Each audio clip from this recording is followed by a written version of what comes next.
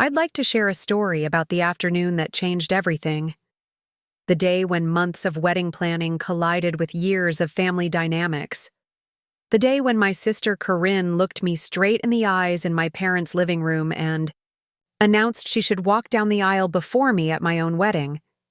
The day my parents called it just a small favor, while I watched 28 years of being the afterthought in my own family play out one final time.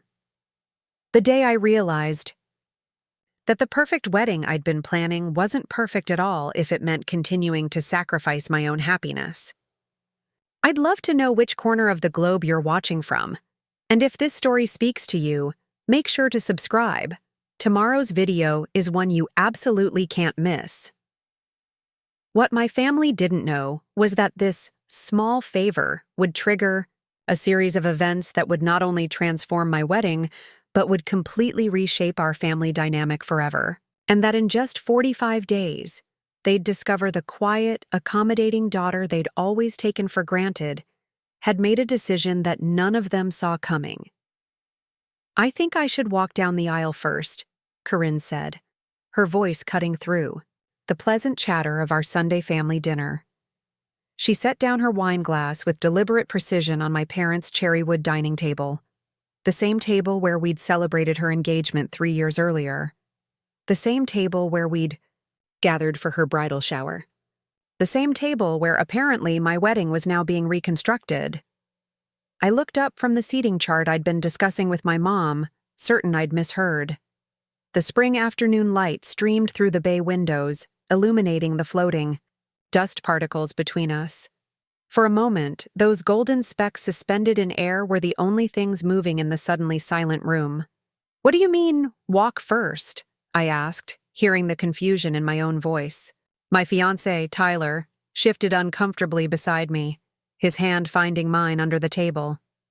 Corinne tossed her highlighted blonde hair over her shoulder, a practiced gesture she'd perfected in high school that still somehow made me feel like the awkward younger sister despite me being 3 years older.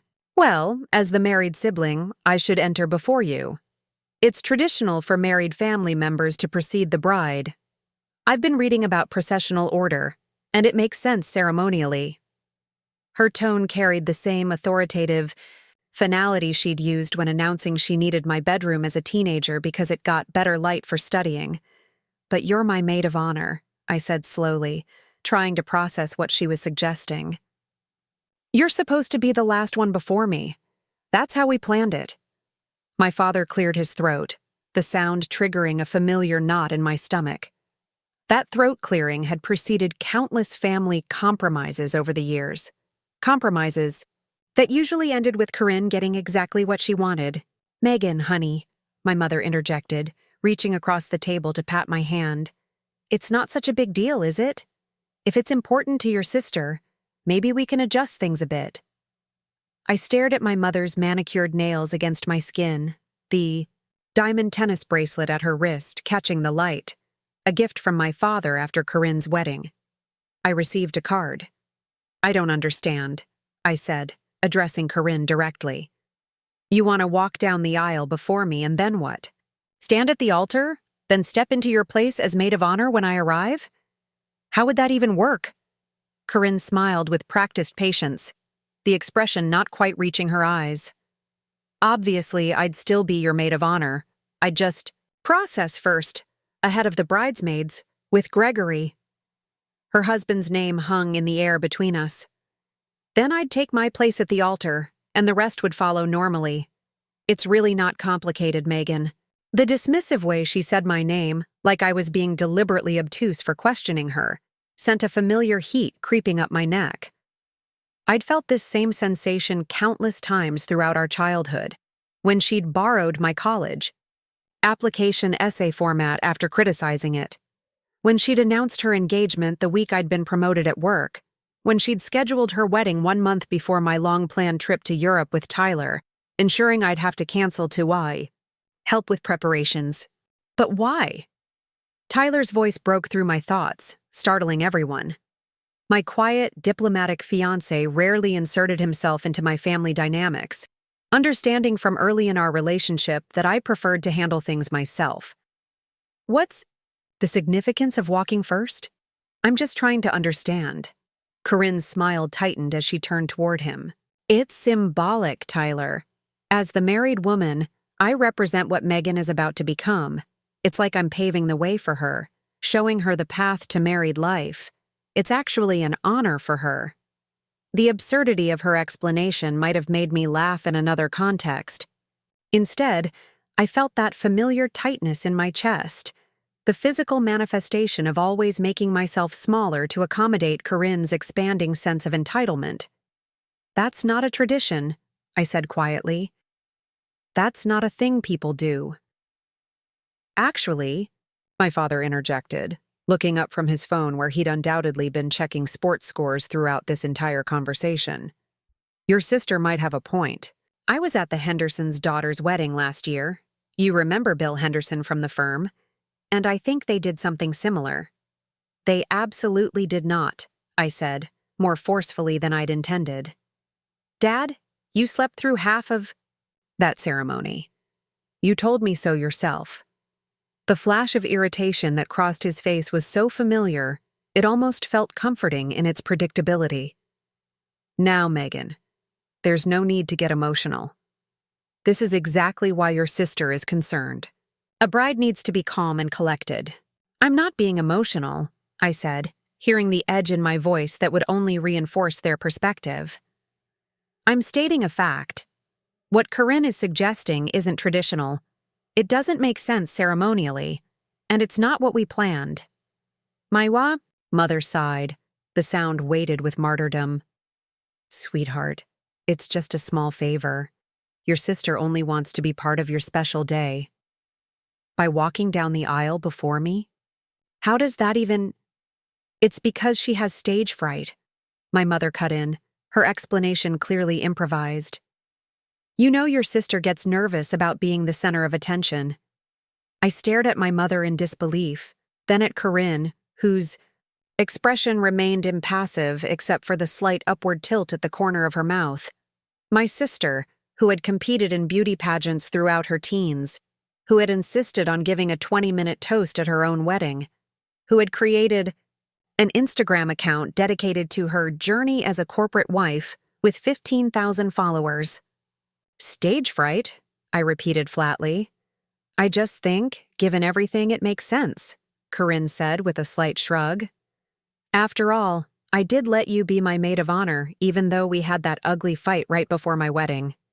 The ugly fight she referred to had been me asking if she could please not schedule her bachelorette party the same weekend as my critical work presentation, a presentation I'd ultimately rescheduled, costing me a potential promotion. Let me, I echoed, the words tasting bitter. You let me be your maid of honor, at your wedding. Megan, my father warned, his tone carrying that familiar note of finality. Your sister is trying to be helpful. This attitude isn't coming. Before I could respond, Tyler shifted beside me again, his hand squeezing mine gently under the table. I recognized his signal, his way of telling me to take a breath, to consider whether this battle was worth fighting. We'd developed this silent communication over 5 years together, usually employed when dealing with my family. I squeezed back, our private acknowledgement of the dynamic unfolding around us. I'll think about it, I said finally, the words feeling like small betrayals as they left my mouth. Another compromise. Another concession. Corinne's face lit up with triumph, poorly disguised as gratitude. I knew you'd understand. It's going to make the ceremony so much more special. My mother beamed at this peacekeeping moment she believed she'd facilitated, while my father nodded approvingly before returning his attention to his phone. The familiar tableau of Corinne's victory and my acquiescence settled over the dining room like a well-worn blanket. Actually, Tyler said, his voice calm but firm, we should probably discuss this with our coordinator before making any decisions. The processional timing is pretty carefully planned. I shot him a grateful look as Corinne's smile faltered slightly. Of course, she said smoothly. But I'm sure it won't be a problem. It's just a small adjustment. A small adjustment? A small favor. The minimizing language so familiar, it had become nearly invisible to me over the years. The way my desires were consistently framed as negotiable, while Corinne's were presented as reasonable necessities. The conversation shifted to other wedding details: the menu choices, the photographer's schedule, the contingency plans for rain. But I remained half present, nodding and responding on autopilot while something shifted beneath the surface of my thoughts. A tectonic plate moving after years of pressure. As we gathered our things to leave 2 hours later, Corinne hugged me with theatrical affection. "This is going to be perfect," she whispered in my ear. "Trust me, it's better this way." The certainty in her voice, the absolute confidence that she had, once again, rearranged my life to better suit her vision, crystallized something within me. The sensation wasn't anger, exactly. It was clear. In the car, Tyler waited until we were halfway home before speaking. "You okay?" he asked, his eyes fixed on the road ahead, giving me space to collect my thoughts. "No," I said simply. "I don't think I am." He nodded, unsurprised. "What are you thinking?" I stared out the window at the familiar streets of Rochester passing by, the neighborhoods where I'd grown up always feeling smaller when I returned as an adult. "I'm thinking about patterns," I said slowly. "About how we keep playing the same roles over and over, even when the stage changes. A lot of love and effort went into bringing this story to life. If you're enjoying it, we'd be so grateful if you'd subscribe to our channel. Now, back to where we left off." Tyler reached over and took my hand, his thumb tracing small circles on my skin. "And what role have you been playing?" The question hung between us, simple but profound. What role had I been playing? The accommodating daughter, the supportive sister, the peacekeeper, the one who bent so others wouldn't have to. The one who makes herself smaller, I finally answered, the truth of it settling in my chest with surprising. "Wait? And at our wedding?" Tyler asked quietly. "She wants me to make myself smaller at our wedding too," I said, the realization striking me fully for the first time. She wants to walk before me, literally precede me, on the one day that's supposed to be centered around us. Tyler nodded again, his silence giving me space to follow this thought to its conclusion. "And my parents think it's reasonable," I continued, the words coming faster now. "They framed it as a small favor, like my feelings about my own wedding. Processional are just an inconvenient obstacle to Corinne getting what she wants." Again. We stopped at a red light, and Tyler turned to look at me fully. "So, what do you want to do about it?" The question was genuine, open-ended, not pushing me toward confrontation or acquiescence, but simply asking what I wanted. The novelty of being asked this question about a family matter, of my preferences being centered rather than managed, felt almost disorienting. The light turned green, and Tyler returned his attention to the road.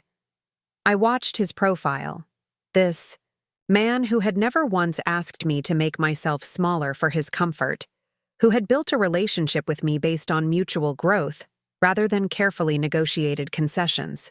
"I don't know yet," I admitted, "but I know I don't want to say yes just because it's easier." He smiled slightly, the expression warming his eyes. "That sounds like a good place to start." When we arrived home at our apartment, the weight of the afternoon hung around me like a heavy coat I couldn't quite shake off.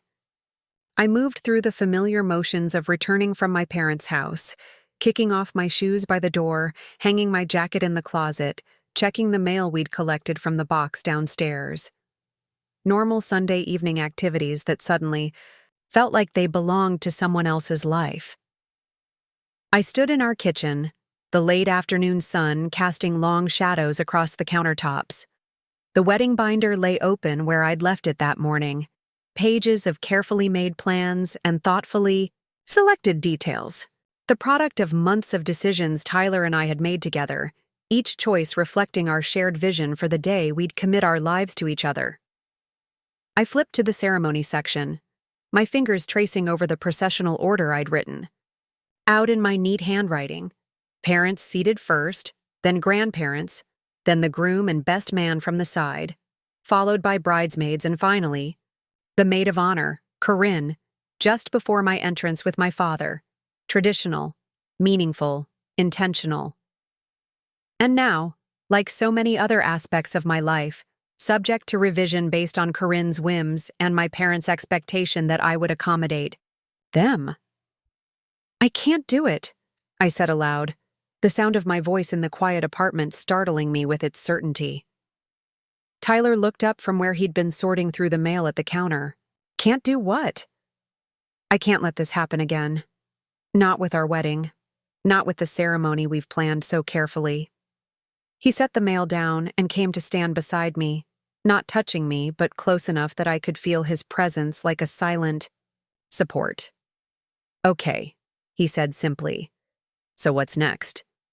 I closed the wedding binder slowly, my mind already racing ahead to the conversations that would need to happen, the boundaries that would need to be established, the inevitable family drama that would unfold when I broke from the script we'd all been following for nearly 3 decades.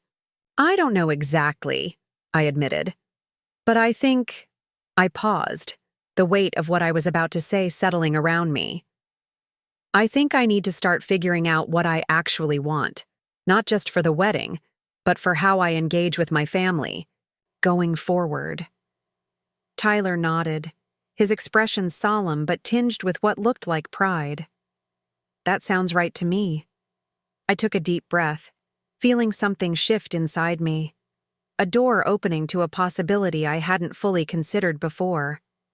The possibility that I could change my role in the family dynamic, that I could choose a different path. "I need some time to think," I said, already moving toward our small home office where I did my best processing. "Can we pause on wedding planning tonight?" "Take all the time you need," Tyler replied. "The wedding isn't going anywhere." But I was. I was going somewhere new, stepping into uncharted territory where I prioritize my own needs alongside others, where keeping the peace wasn't automatically my responsibility, where the patterns that had defined my family relationships for decades might finally be disrupted. As I closed the office door behind me, I felt that same tectonic shift again, the sensation of something fundamental changing beneath the surface of my life. Corinne's demand to walk before me down the aisle wasn't just about the processional order. It was about everything. My place in my family, my willingness to accommodate unreasonable requests, my habit of making myself smaller to avoid conflict. Sitting at my desk, I opened my laptop and created a new document. At the top, I typed a simple title: "My Wedding, My Rules." Then beneath it, "Things I Will No Longer Compromise On." The cursor blinked expectantly on the screen, waiting for me to continue. For the first time in as long as I could remember, I felt ready to fill that space with my own genuine desires rather than carefully negotiated concessions. What my family didn't realize, what they couldn't possibly understand, was that this small favor had finally pushed me to my breaking point. Not because it was the most outrageous thing Corinne had ever asked for, but because it had clarified what was really at stake. My ability to stand in my own light, even when it meant casting shadows on the patterns my family had always relied upon. In that moment, I made a decision that would ultimately transform not just my wedding, but my entire approach to family dynamics. A decision my parents, and especially Corinne, would never see coming until it was too late to stop it. That night, sleep evaded me. I lay awake beside Tyler, his steady breathing a stark contrast to the chaos in my mind. The ceiling fan spun, lazy circles above our bed, its soft whirring usually soothing me to sleep, but tonight it only provided a rhythm for my racing thoughts. The red digits of our alarm clock seemed to mock me as I replayed the afternoon's events for what felt like the 100th time. Corinne's voice echoed in my head. "I think I should walk down the aisle first." Such a simple sentence, yet it had cracked something fundamental in me. I slipped out of bed, careful not to wake Tyler, and padded barefoot to the kitchen. Moonlight filtered through the blinds, casting striped shadows across the hardwood floor. I filled a glass with water and leaned against the counter, the cool granite beneath my palms grounding me in the present moment. Our apartment was quiet except for the hum of the refrigerator and the occasional car passing on the street below. This space, our home together, had always felt like a sanctuary from my family dynamics. Tyler and I had carefully built it that way, creating a haven where both our voices carried equal weight, where compromise meant actual give and take, not just me giving and others taking. But now, with our wedding approaching, those family patterns had invaded even this protected space. The wedding binder on the coffee table, the save the dates magnetized to our refrigerator, the wedding website open on my laptop, all of it had become infected with the same toxicity I'd been trying to escape for years. I moved to the living room and curled up in the corner of our sofa, pulling the throw blanket around my shoulders despite the warm spring night. My eyes fell on a framed photo of Tyler and me from our engagement shoot, our foreheads pressed together, laughing at something the photographer had said. We looked so happy, so connected, so free. That's what hurt the most about Corinne's demand. It wasn't just about walking order or traditions or symbolism. It was about her need to insert herself into the center of our joy, to make even this moment, my wedding processional, that singular walk toward my future husband, somehow about. Her memory surfaced. My 6th birthday party. My mother had let me choose the theme, ballerinas, and I'd been so excited about the tutu cake she'd promised. When the day arrived, the cake featured not ballet slippers but hockey sticks, because 3-year-old Corinne had thrown a tantrum. At the bakery. "It's just a cake, Megan," my mother had said when I couldn't hide my disappointment. "Your sister's having a hard day. Don't make it worse." Then my high school graduation, when Corinne, annoyed at having to sit through the ceremony, had convinced my parents we should skip the after-party where all my friends were gathering. "We've already been here for hours," she'd complained. "Besides, Megan doesn't even like parties that much." My silent protest had been ignored in favor of family harmony. And of course, Corinne's wedding 3 years ago, where every decision had been treated as a crisis requiring immediate family mobilization. My parents had dipped into their retirement fund to cover the extravagant flower arrangements she'd demanded at the last minute. I'd used 2 weeks of vacation time to help address invitations and assemble welcome bags. We'd all adjusted our lives to orbit around her needs, her vision, her day. The contrast to my own wedding planning was stark and painful. Every choice I made was subjected to family committee review. Every preference came with a negotiation. Every decision required justification. I took a sip of water, the coolness a momentary relief from the heat building in my chest. The truth I'd been avoiding for months, maybe years, settled over me like a physical weight. There was no version of this wedding that would make everyone happy. Someone would have to be disappointed. And in my family, that someone was always me. My phone screen lit up on the coffee table, a text from Corinne. Thinking we could do lunch this week to go over some processional ideas, I found some great examples online. The presumption took my breath away. Not if, but how, we would implement. Her demand. The familiar script was already in motion. Corinne makes a request. I resist briefly. My parents intervene in her favor. I eventually acquiesce. Curtain down, applause, repeat performance tomorrow. But this time, sitting alone in the moonlit quiet of the home I'd built with Tyler, something crystallized within me. A clarity I hadn't felt before. I didn't have to follow the script. I could walk away from the stage entirely. The thought sent a jolt through me so powerful I nearly dropped my water glass. Was I actually considering what? Uninviting my sister from the wedding? Cutting ties with my family? Eloping to avoid the whole mess? None of those options felt right. But neither did surrendering to Corinne's demands.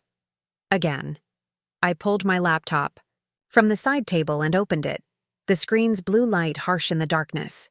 My document from earlier, my wedding, my rules, stared back at me, still blank below the title. My fingers hovered over the keyboard, unsure where to begin. Then, almost without conscious thought, I began to type, "I will not make myself smaller. On my wedding day." The words appeared on the screen, simple but profound. I kept going. I will not accept small favors that diminish my joy. I will not pretend unreasonable requests are reasonable just to keep the peace. I will not allow ancient family patterns to dictate my future happiness. I will stand in my own light, even if it makes others uncomfortable. Each declaration felt like setting down a heavy stone I'd been carrying for years. By the time I finished, there were tears streaming down my face, but they weren't tears of sadness or frustration. They were tears of recognition, of finally seeing clearly what had been obscured for so long. "Meg?" Tyler's voice startled me. He stood in the hallway, hair mussed from sleep, eyes concerned in the laptop's glow. "Hey," I said, quickly wiping my cheeks. "Sorry if I woke you." He came to sit beside me, not touching, but close. "You didn't. I just noticed you were gone." His eyes fell on the screen. "Can I?" I nodded, turning the laptop slightly toward him. He read in silence, his expression thoughtful. "These are good," he said finally. "Really good."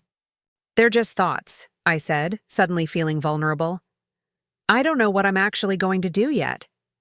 Tyler was quiet for a moment. "Can I show you something?" he asked. At my nod, he took the laptop and navigated to a folder I didn't recognize. Inside were dozens of documents with dates as file names. "What is this?" I asked. "Notes from our relationship," he said, a slight flush rising on his cheeks. "I started keeping them when we first got serious. Just things I noticed, moments I wanted to remember." He clicked on one labeled with a date from about 2 years ago. It opened to reveal a short entry. "Dinner with M's family tonight. Third time. Her sister has scheduled something that accidentally conflicted with our plans. M rearranged everything without complaint. Asked her later if it bothered her. She said, 'It's easier this way.' Not sure she realizes how many things she makes easier at her own expense. Love how she cares for people, but worried about the cost to her." I stared at the screen, a strange feeling washing over me. The disorienting sensation of seeing yourself through someone else's eyes. Of realizing they've noticed things about you that you've been blind to yourself. "You saw it," I said softly. "Even back then." He nodded. "I've always seen it, Meg. The way your family dynamics work. The way you're the one who constantly adjusts, while everyone else stays rigid." He hesitated. "It wasn't my place to point it out until you were ready to see it yourself." "And you think I'm ready now?" His smile was gentle. "I think you're sitting in our living room at 3:30 in the morning writing a manifesto about not making yourself smaller anymore. So yeah, I'd say you're ready." A laugh escaped me. Slightly hysterical, but genuine. God, what a mess. We're supposed to be planning the happiest day of our lives, and instead I'm having an existential crisis about my family role. "Maybe that's exactly what needs to happen," Tyler suggested, his voice thoughtful. "Maybe the wedding is just highlighting patterns that have been there all along." I leaned back against the sofa, letting his words sink in. "So what do I do? Tell Corinne she can't walk before me and brace for World War III? What do you want to do?" he countered. The question hung in the air between us, deceptively simple, yet profoundly difficult. What did I want?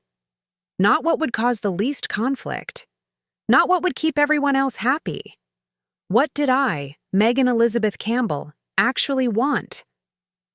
"I want our wedding to be a true reflection of us," I said slowly, the words forming as I spoke. "Them. I want to walk down that aisle last, not because of tradition or symbolism, but because that moment, walking toward you, everyone we love witnessing it, that's the culmination of our story. And I don't want anyone to insert themselves into that moment. Tyler reached out and took my hand, his touch warm and steady. Then that's what we'll do. My parents will be upset. Probably. Corinne will be furious. Definitely. It might create a rift that never heals. Tyler considered this, his thumb tracing patterns on my palm. Do you really believe that? That your family would rather estrange themselves from you than accept that you get to make decisions about your own wedding? Put that way, it sounded absurd. But family dynamics rarely operated on logic alone. I don't know, I admitted. The pattern is so ingrained. Me giving in is the foundation everything else is built on. If I remove that stone, then maybe the structure needs to fall, Tyler said gently. Maybe something healthier can be built in its place. I rested my head on his shoulder, the familiar scent of his skin comforting me. When did you get so wise about family systems? I felt his shrug. I had a good therapist in college, and I've spent 5 years watching how your family operates. It doesn't take a genius to see the patterns, Meg.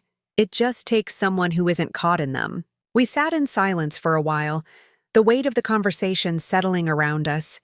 The first hints of dawn began to lighten the sky outside our windows, turning the darkness to a deep blue. I'm scared, I finally admitted, my voice small in the quiet apartment. Of what? Of standing up to them. Of the conflict. Of being the bad guy in the family narrative. Tyler turned to face me fully. You know what I think? I think you're more scared of what happens if you don't stand up to them. Walking down the aisle at your own wedding feeling diminished. Of starting our marriage carrying all the same patterns. Forward. His words hit with the force of truth. Simple, clear, unavoidable. He was right. The fear of conflict had kept me compliant for years. But there was a deeper fear beneath it now. The fear of never breaking free. Of bringing these toxic patterns into our marriage, our future family, our lives together. So what's the first step? I asked, feeling strangely calm despite the enormity of what lay ahead. Tyler smiled. Coffee, he said decisively, standing and pulling me up with him. And then maybe an email to our wedding coordinator to confirm the processional order exactly as we originally planned it. And then you tell your sister no. Clearly, kindly, but firmly.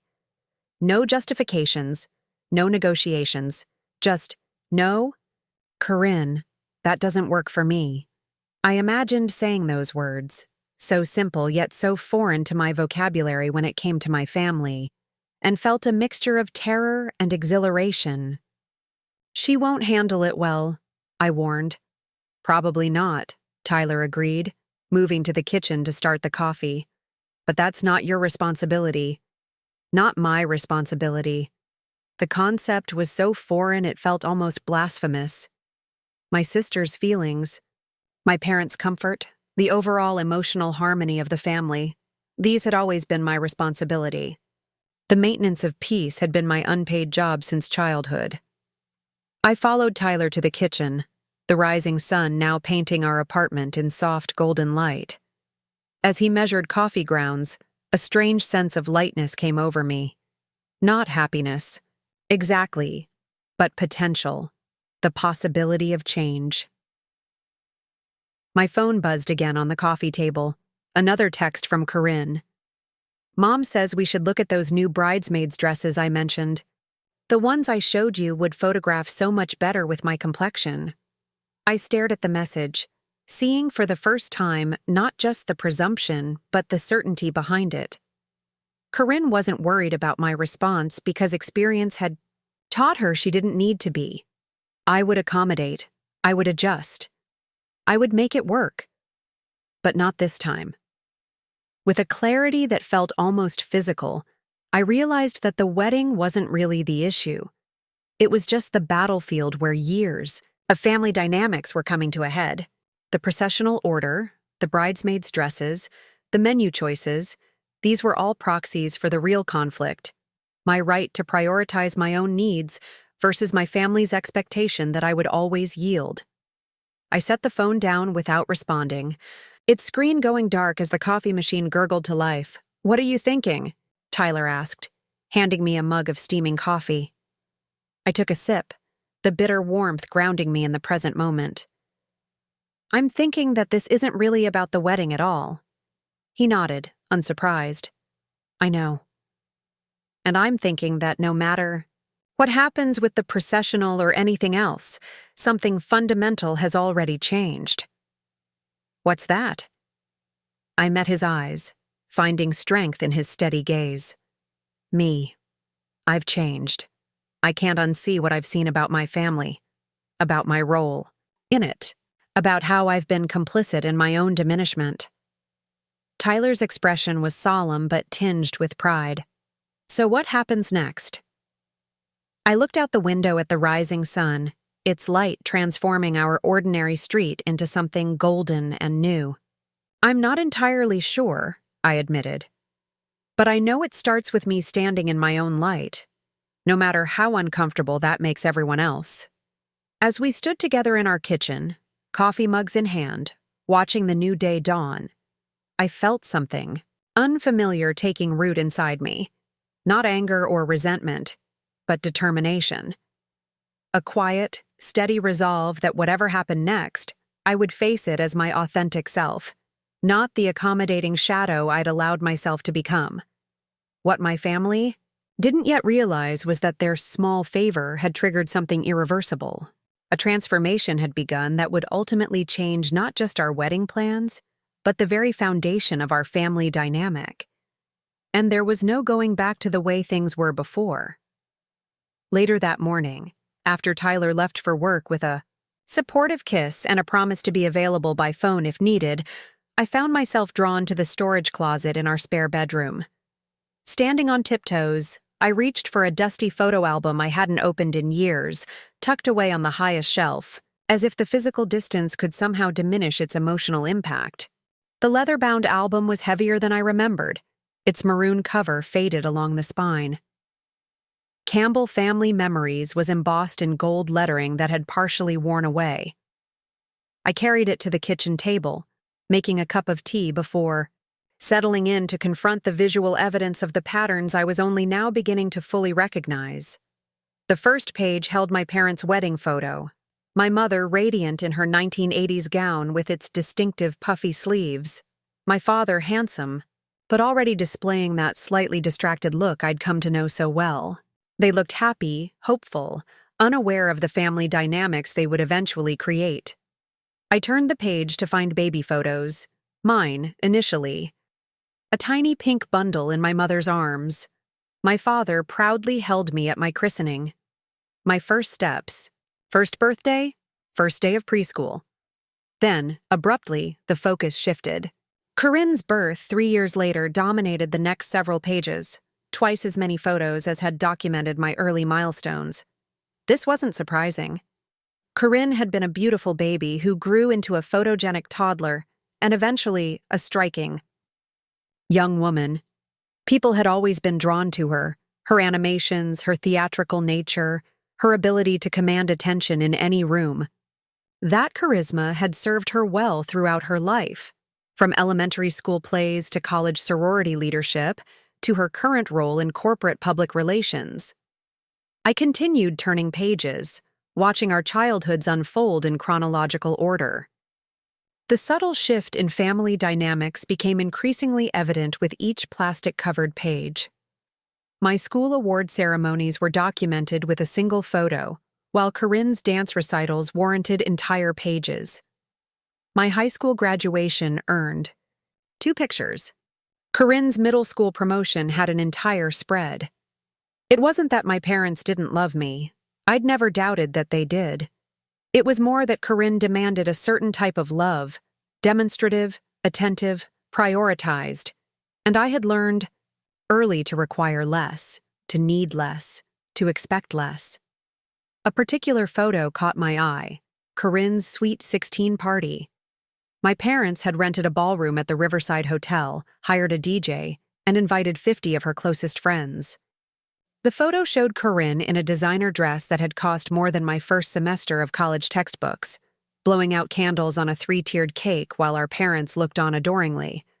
I remembered that night clearly, not because of the extravagance of the celebration, but because I had received my college acceptance letter that same day. When I'd tried to share the news, my mother had smiled distractedly and said, "That's wonderful, honey. Can we talk about it tomorrow? We're running late for your sister's party." We never did have that conversation.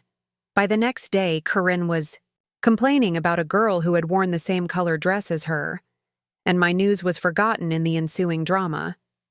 I traced the outline of my younger self in the background of the Sweet 16 photo, 18 years old, hovering at the edge of the frame, holding a plate of cake and watching my sister shine. Even then, I had been fading into the background of my own life. My phone buzzed with an incoming call, interrupting my thoughts. My mother's name flashed on the screen. I considered letting it go to voicemail, but decided that avoidance would only delay the inevitable. Taking a deep breath, I answered. "Hi, Mom. Megan, honey, I'm so glad I caught you." Her voice held that forced cheerfulness she used when she was about to suggest something she knew I wouldn't like. "I've been thinking about what your sister mentioned yesterday, and I really think we should consider it." No greeting, no "how are you?" Just straight to Corinne's agenda. Some things never changed. "You mean her walking down the aisle before me?" I kept my tone neutral, not wanting to trigger her defensiveness too early in the conversation. "Yes, exactly. I did a little research last night, and there's actually historical precedent for it. In Victorian times, married women sometimes preceded unmarried ones in formal processions as a symbol of their established status." I bit back a sigh. "Mom, we're not having a Victorian wedding. We're having a contemporary ceremony that Tyler and I designed together." "I understand that, sweetie." Her tone shifted to the patient explanation she typically used when she thought I was being unnecessarily difficult. But traditions evolve, and Corinne feels very strongly about this. She called me twice last night about it. Of course she did. Corinne had perfected the art of parental mobilization early in life. When direct manipulation failed, she deployed our parents as reinforcements, knowing they would prioritize peace, meaning my acquiescence, over fairness. "I'm sure she does feel strongly about it," I said carefully. "But so do I. And it's my wedding." A pause, then. "Megan Elizabeth Campbell, that is a very selfish attitude."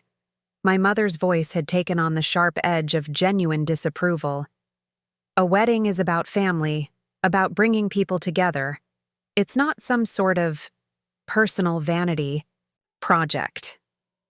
I closed my eyes, feeling the familiar pressure to yield building in my chest. The well-worn groove of our relationship was pulling me toward the usual response. "You're right, Mom.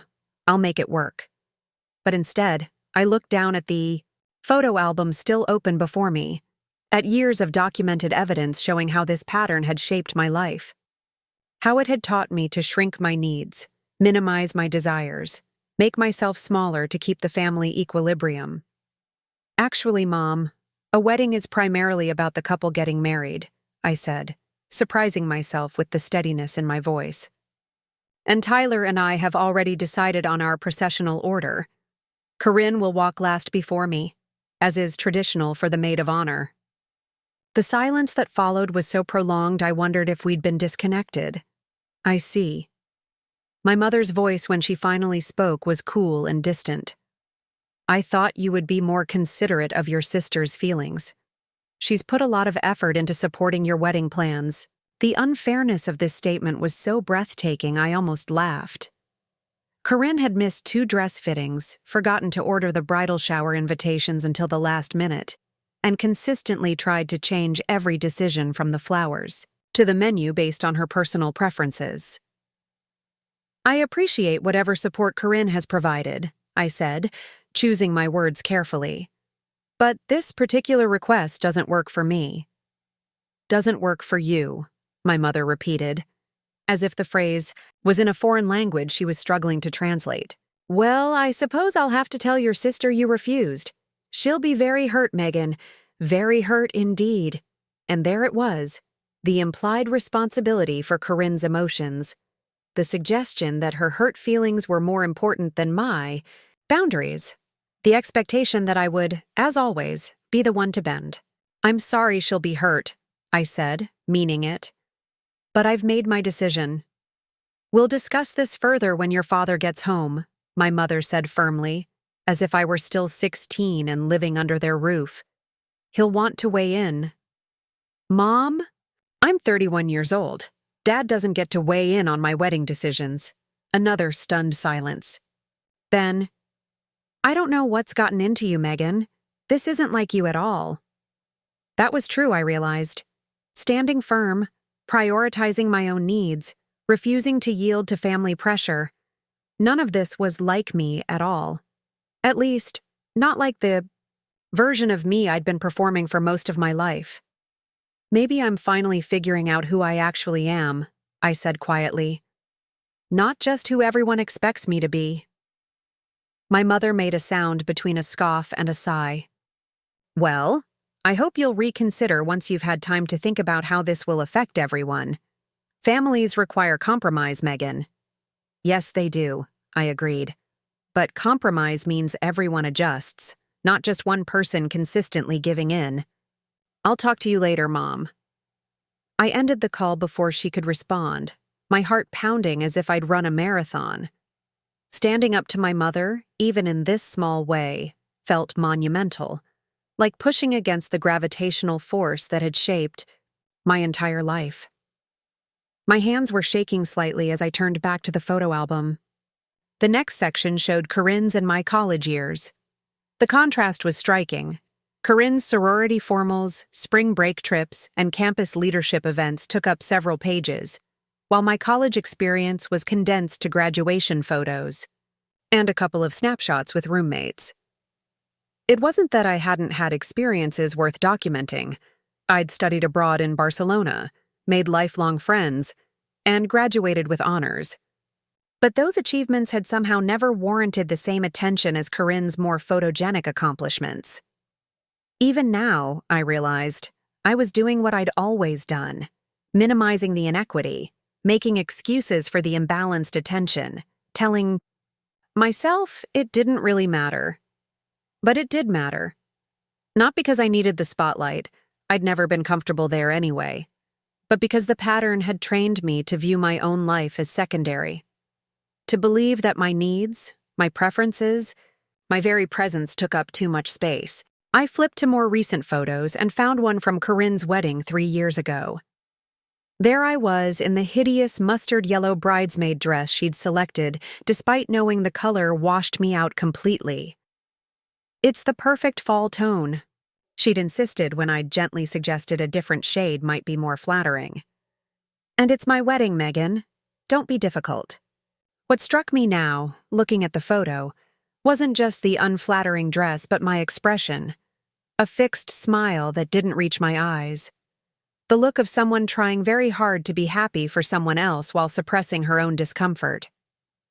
The expression of a woman who had learned that her role was to accommodate, to support, to fade into the background of other people's moments.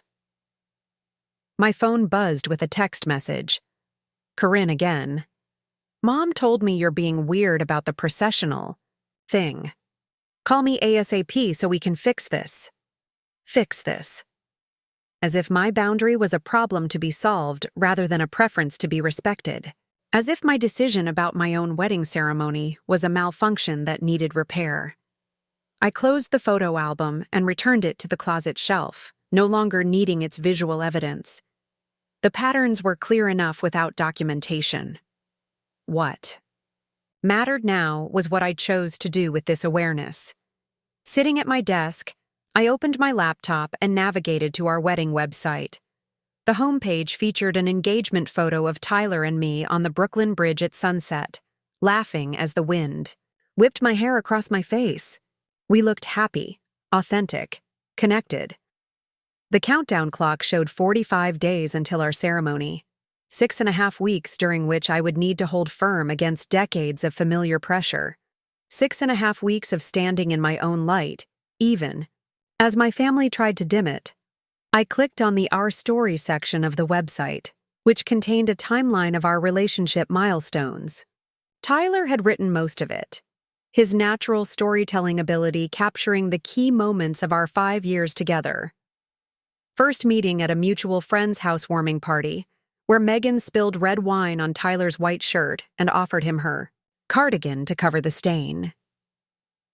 First date at the Museum of Modern Art, where they spent hours arguing good-naturedly about abstract expressionism. First I love you, during a surprise weekend trip to the Catskills, whispered under a blanket of stars. The proposal at Megan's favorite bookstore, where Tyler had arranged for the staff to hide the ring in a hollowed-out copy of Pride and Prejudice. Each entry was accompanied by a photo, candid shots that captured genuine moments rather than posed perfection. Looking at them now, I realized something I'd never fully articulated before. With Tyler, I had never needed to make myself smaller. He had always seen me clearly, valued me completely, and made space for all of who I was. Our relationship had flourished precisely because it existed outside the gravitational pull of my family dynamics. Tyler had no investment in maintaining the patterns that kept Corinne at the center and me in a supportive orbit. He saw me as my own sun, not someone else's moon. In the 5 years we'd been together, that perspective had slowly begun to shift my own self-perception. The changes had been subtle at first, standing firmer in professional situations, expressing preferences more clearly with friends, taking up hobbies that were just for me rather than in service to others. But I had carefully kept that evolution, separate from my family interactions, slipping back into the familiar role of accommodating daughter and supportive sister whenever we were together. It was easier that way, less confrontational, less disruptive. Now, with our wedding approaching, those two worlds were colliding. The version of myself I had become with Tyler was increasingly incompatible with the version my family expected me to be. Something had to give. My phone rang again, Corinne this time. I let it go to voicemail, not ready for another confrontation until I'd had more time to process my thoughts. Seconds later, a text appeared. Seriously, Megan? You're ignoring me now? Mom says you're being totally unreasonable. Just call me back so we can work this out. The casual assumption that working this out meant me changing my mind rather than her accepting my decision was so typical it almost made me smile. Corinne had never considered the possibility that her wants wouldn't ultimately prevail. Experience had taught her they always did. I was contemplating how to respond when another text came through. FYI, I've already told Greg he needs to rent a tux to walk me down the aisle. Don't make this weird for everyone. The presumption was staggering. She had already moved forward with her plan, assuming my objection was a minor obstacle to be overcome rather than a genuine boundary to be respected. The realization sent a surge of clarity through me like an electrical current. This wasn't just about the processional. It wasn't even just about the wedding. This was about whether I would continue to accept a role in my family that required the constant diminishment of my own needs and desires, whether I would bring that same pattern into my marriage, my future family, my entire life going forward. I typed a response, my fingers steady on the screen. Corinne, I've made my decision about the processional order. You'll walk last, before me, as is traditional for the maid of honor. This isn't up for negotiation or discussion. I'm sorry if that disappoints you, but it's my wedding and my choice. I hit send before I could second-guess myself, then immediately turned off my phone. Whatever explosion followed, and there would definitely be an explosion, I could deal with it later. For now, I needed the quiet space to continue processing what all of this meant for my relationship with my family going forward. Walking to the window. I looked out at the spring day unfolding beyond our apartment, people walking dogs, grabbing coffee, heading to meetings. Normal life continued while mine felt like it was in a seismic shift. The ground of my family relationships was moving beneath my feet, fault lines appearing in what I had always accepted as solid terrain. But as unsettling as that shift felt, it also carried a strange exhilaration. For the first time in as long as I could remember, I was standing firmly in my own truth rather than contorting myself to accommodate someone else's. The sensation was both terrifying and liberating, like stepping off a cliff and discovering I could fly. What my family didn't yet understand was that this wasn't a temporary rebellion or a bridal tantrum. This was the beginning of a fundamental recalibration in how I engaged with them, one that would ultimately force all of us to confront patterns we'd been enacting for decades, and it had all started with a small favor that finally pushed me past the breaking point of my own compliance. By mid-afternoon, I couldn't avoid the world any longer. I turned my phone back on, wincing at the cascade of notifications. 7 missed calls from Corinne, 3 from my mother, 2 voicemails, and a group text thread that had exploded with family commentary. I skimmed the messages without reading them fully, noting the escalating tone of incredulity and disappointment. Rather than diving into that emotional quicksand, I texted Tyler. Need a break from family drama, going to the studio for a few hours. His response came immediately. Good idea, love you, proud of you. Those last 3 words warmed me as I gathered my things and headed out. Proud of you. Such a simple phrase, yet one I'd rarely heard from my family in relation to my own choices. Their pride had always been conditional on my compliance with their expectations, making the right decisions about college, career, relationships. Decisions that conveniently aligned with what they wanted for me. 20 minutes later, I climbed the narrow staircase to the 3rd floor of an old brick building in the Arts District. The hallway smelled of paint and wood and possibility, a comforting scent that always centered me. I unlocked the door to Studio 317 and stepped into the light-filled space that had become my sanctuary over the past 2 years. My family had no idea this place existed. They knew I dabbled in art, a dismissive phrase my father had used when I'd mentioned taking a local ceramics class after work. They knew I occasionally sold pieces at community art fairs, which Corinne had once described as such a cute little hobby, with the exact tone one might use to compliment a child's crayon. Drawing. What they didn't know was that Studio 317 was mine, rented with the proceeds from my first major gallery sale. That the dabbling had evolved into a serious artistic practice, with my ceramic sculptures now represented by 3 galleries across the Northeast. That my cute hobby had been featured in American Craft magazine last fall, with critics praising my distinctive voice and profound understanding of form and negative space. I moved through the studio, running my hands along the shelves of completed pieces awaiting delivery to the Hoffman Gallery next week. Tall, graceful forms in varied shades of blue and green, each one reflecting countless hours of focused creation. Each one contained a small piece of my authentic self that I'd kept carefully separate from my family's perception of me. Slipping into a worn canvas apron, I sat at my wheel and centered a ball of clay with practiced movements. The familiar sensation of cool, damp clay between my palms immediately calmed my racing thoughts. Here, in this space, I wasn't someone's daughter or sister or fiancée. I was simply an artist communing with her medium, bringing something new into existence through skill and patience. My phone buzzed in my pocket, another family intrusion, but I ignored it, focusing instead on the vessel taking shape beneath my hands. As I worked, applying gentle pressure to raise the walls of clay, a memory surfaced. My high school art teacher, Mrs. Abernathy, pulled me aside after class one day. "You have genuine talent, Megan," she'd said, her eyes serious behind wire-rimmed glasses. "The kind that deserves development. Have you considered applying to art schools?" I had, briefly.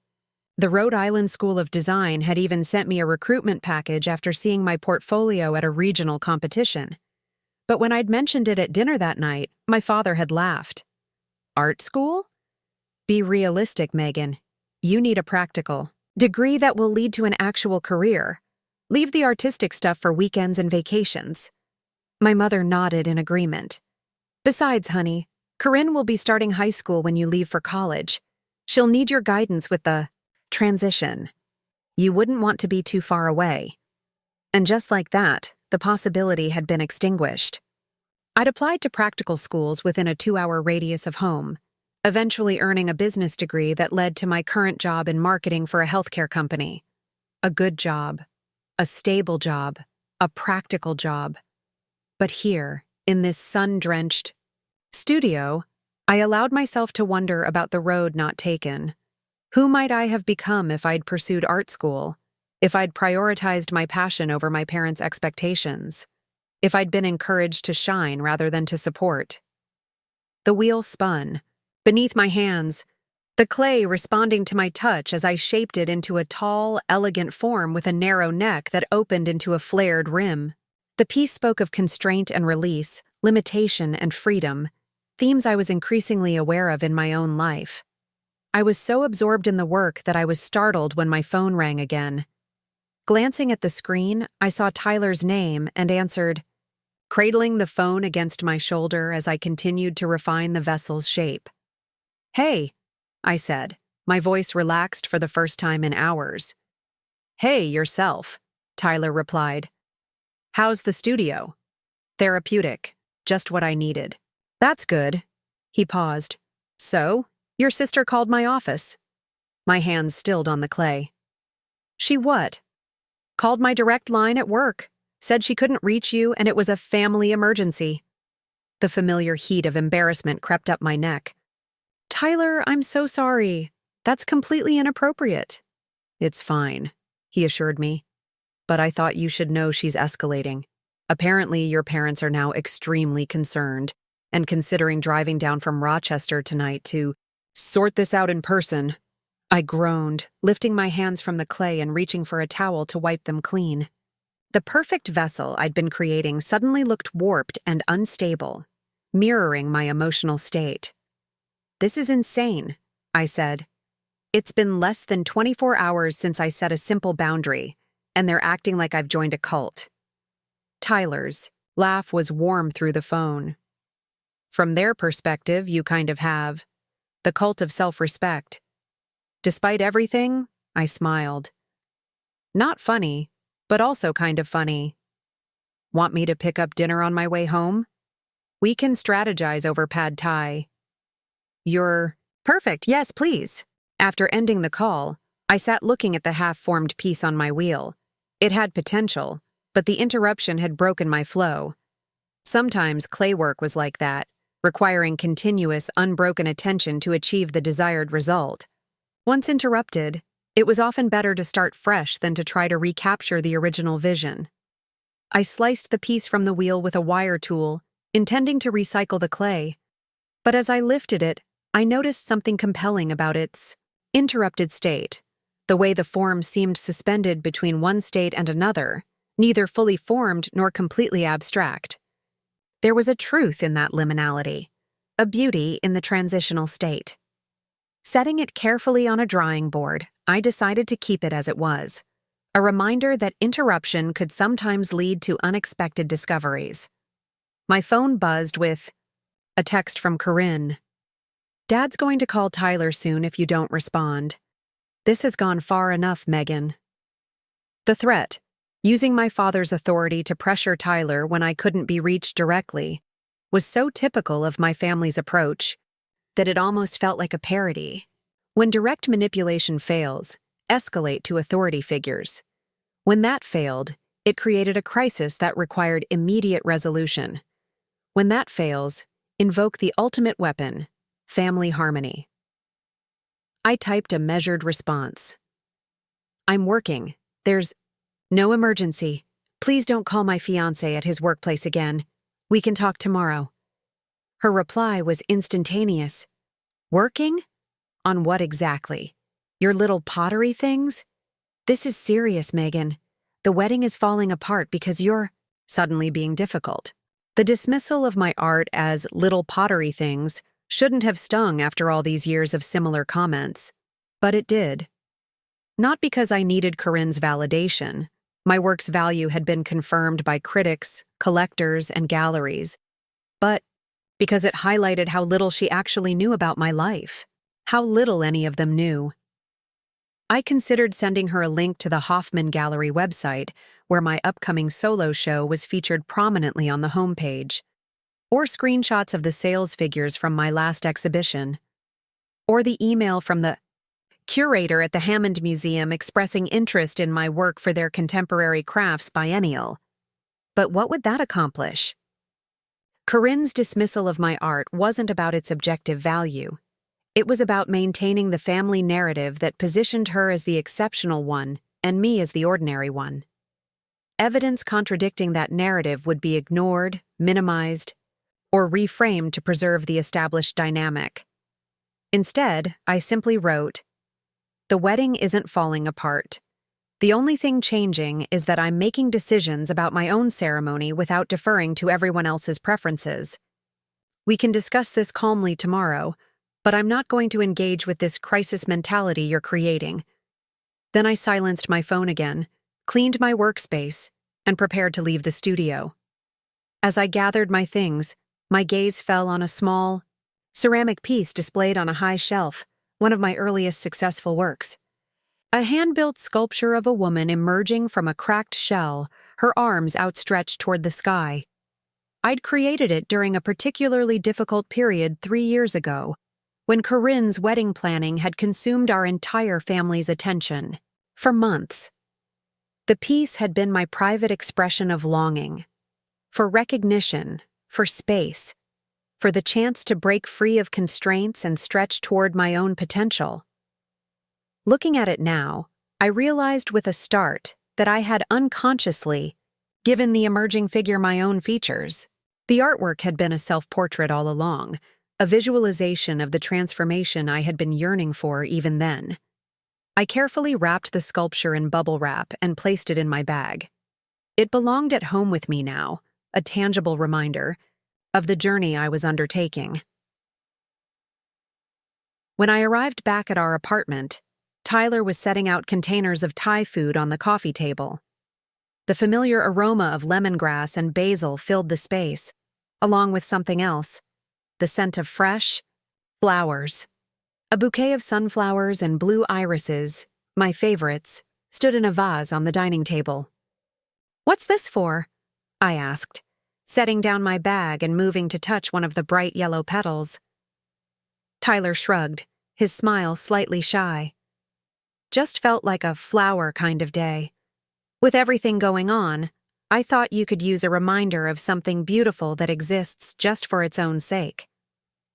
The thoughtfulness of the gesture brought unexpected tears to my eyes.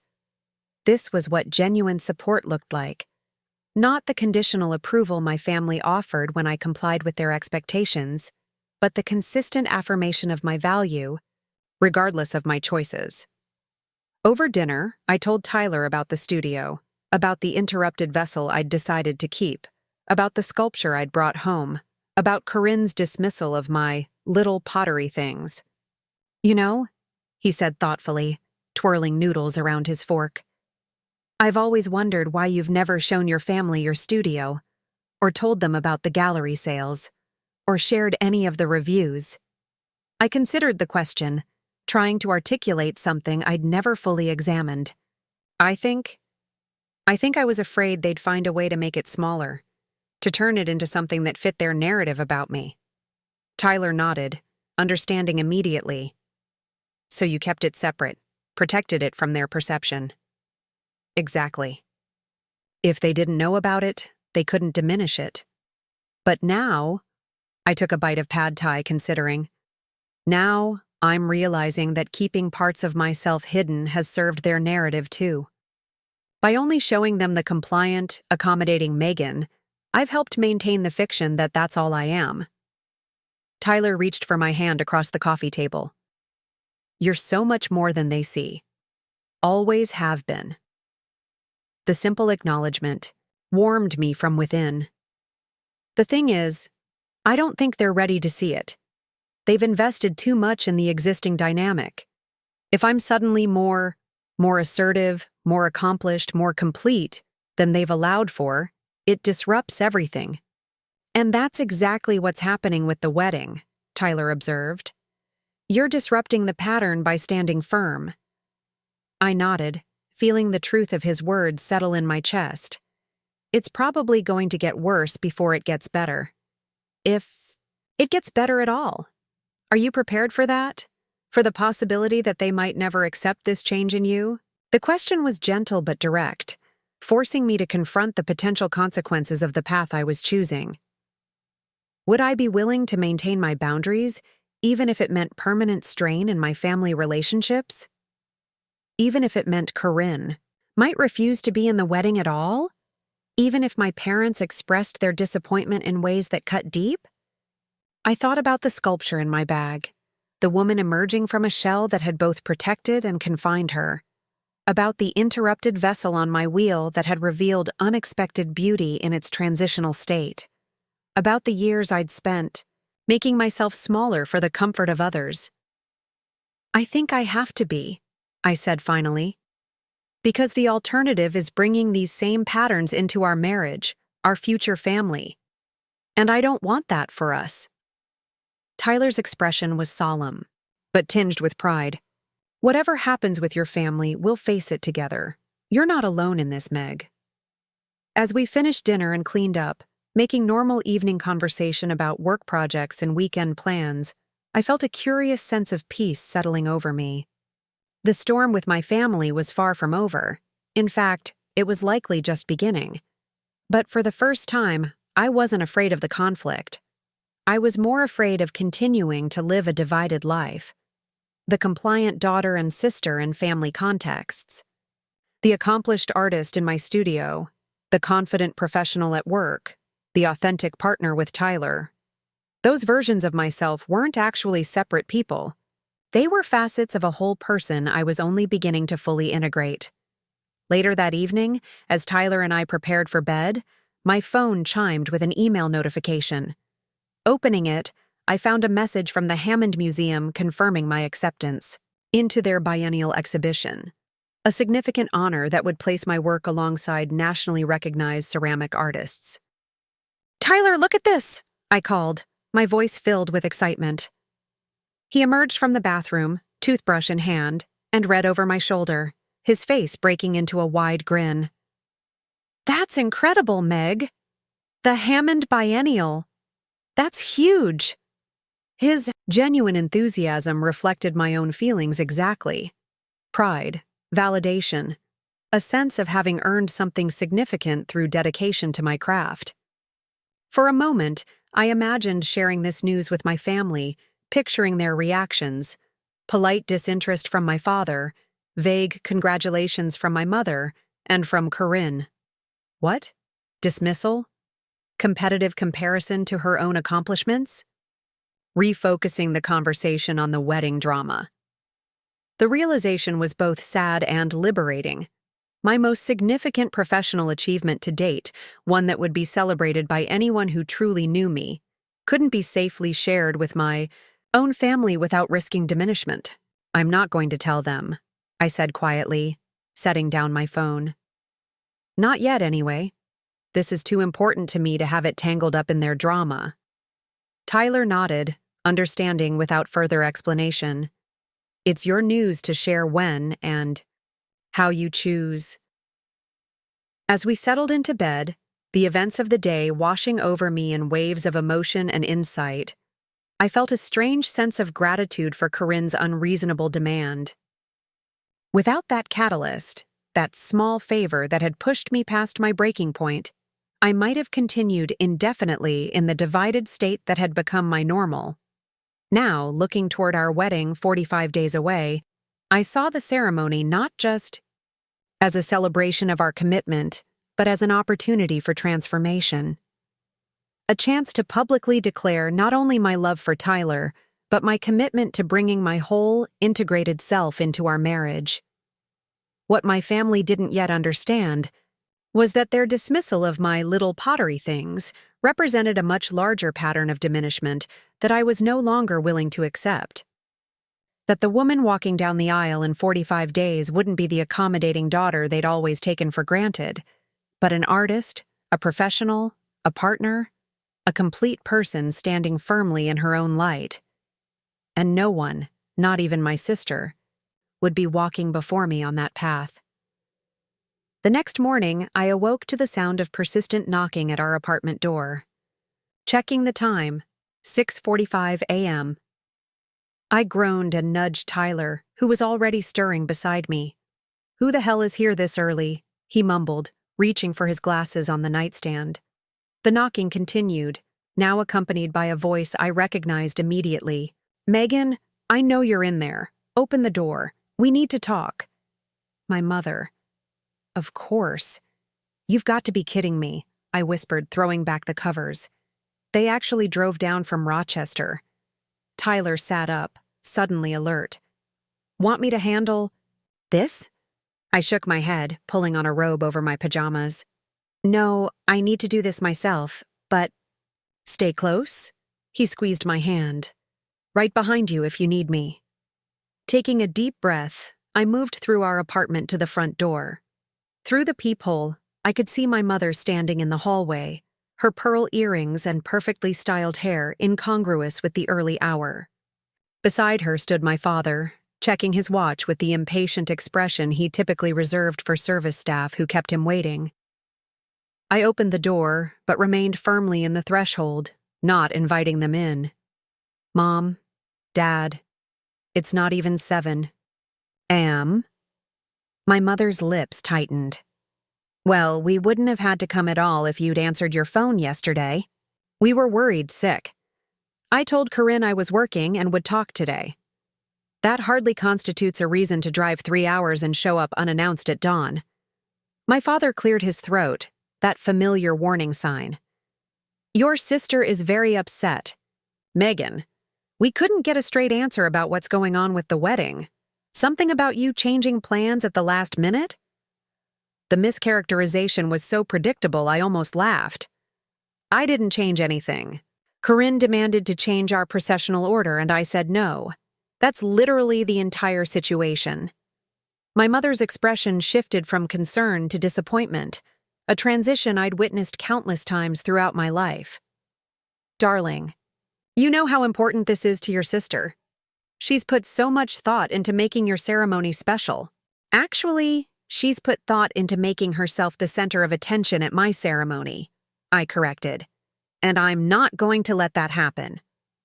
My father's eyebrows rose at my directness. "Megan Elizabeth Campbell, that is not how we raised you to speak about your sister." "Maybe that's the problem," I said quietly. A neighbor's door opened down the hall, and an elderly man emerged with his small dog, giving us a curious glance as he passed. My mother's smile tightened.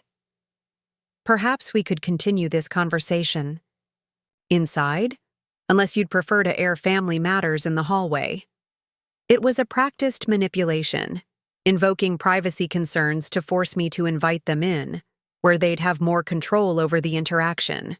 In the past, I would have immediately yielded, apologizing for my thoughtlessness as I ushered them inside. Instead, I stood my ground.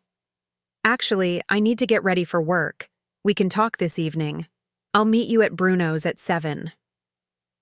My father's face reddened. "We just drove 3 hours to sort this out, and you're dismissing us until dinner?" "I didn't ask you to drive here," I pointed out. "In fact, I specifically told Corinne this wasn't an emergency and we could talk today. You chose to make this dramatic gesture, not me." My mother reached out to touch my arm, a gesture that had always preceded emotional leverage. "Honey, we're just trying to help. Your sister is heartbroken. She called us in tears yesterday. And there it was. Corinne's emotions once again positioned as the central concern, my boundaries as the problem to be solved. I'm sorry she's upset, I said, meaning it. But her feelings don't automatically override mine, especially when it comes to my own wedding. My father checked his watch again. This isn't like you, Megan. You've always been the reasonable one, the considerate one. His words struck a chord deeper than he could have known. The reasonable one. The considerate one. Labels that had once felt like compliments, but now revealed themselves as constraints. Ways of keeping me locked in a role that served everyone but me. Maybe you don't actually know what I'm like, I said, the realization forming as I spoke it. Maybe you've only seen the parts of me that fit what you needed me to be. My mother's expression shifted from disappointment to genuine confusion. What on earth are you talking about? We're your parents. Of course we know you. A surge of clarity washed over me. Powerful, undeniable, almost dizzying in its intensity. They really didn't know me. Not my passion for ceramics or my success in the art world. Not my quiet strength or my gradual evolution into someone who could stand firmly in her own truth. Not even my simple desire to have my wedding processional unfold as I'd envisioned it. They knew only the accommodating daughter they'd cultivated, the one who made herself smaller to keep the family peace. The one who accepted Corinne's centrality as the natural order of things. Bruno's at 7, I repeated, gently but firmly. We can talk then. Before they could respond, Tyler appeared behind me, fully dressed in his work clothes. Good morning, Mr. and Mrs. Campbell, he said pleasantly. I wish we'd known you were coming. I would have prepared a proper welcome. His calm presence shifted the dynamic immediately. My father straightened, adopting the cordial demeanor he reserved for male authority figures.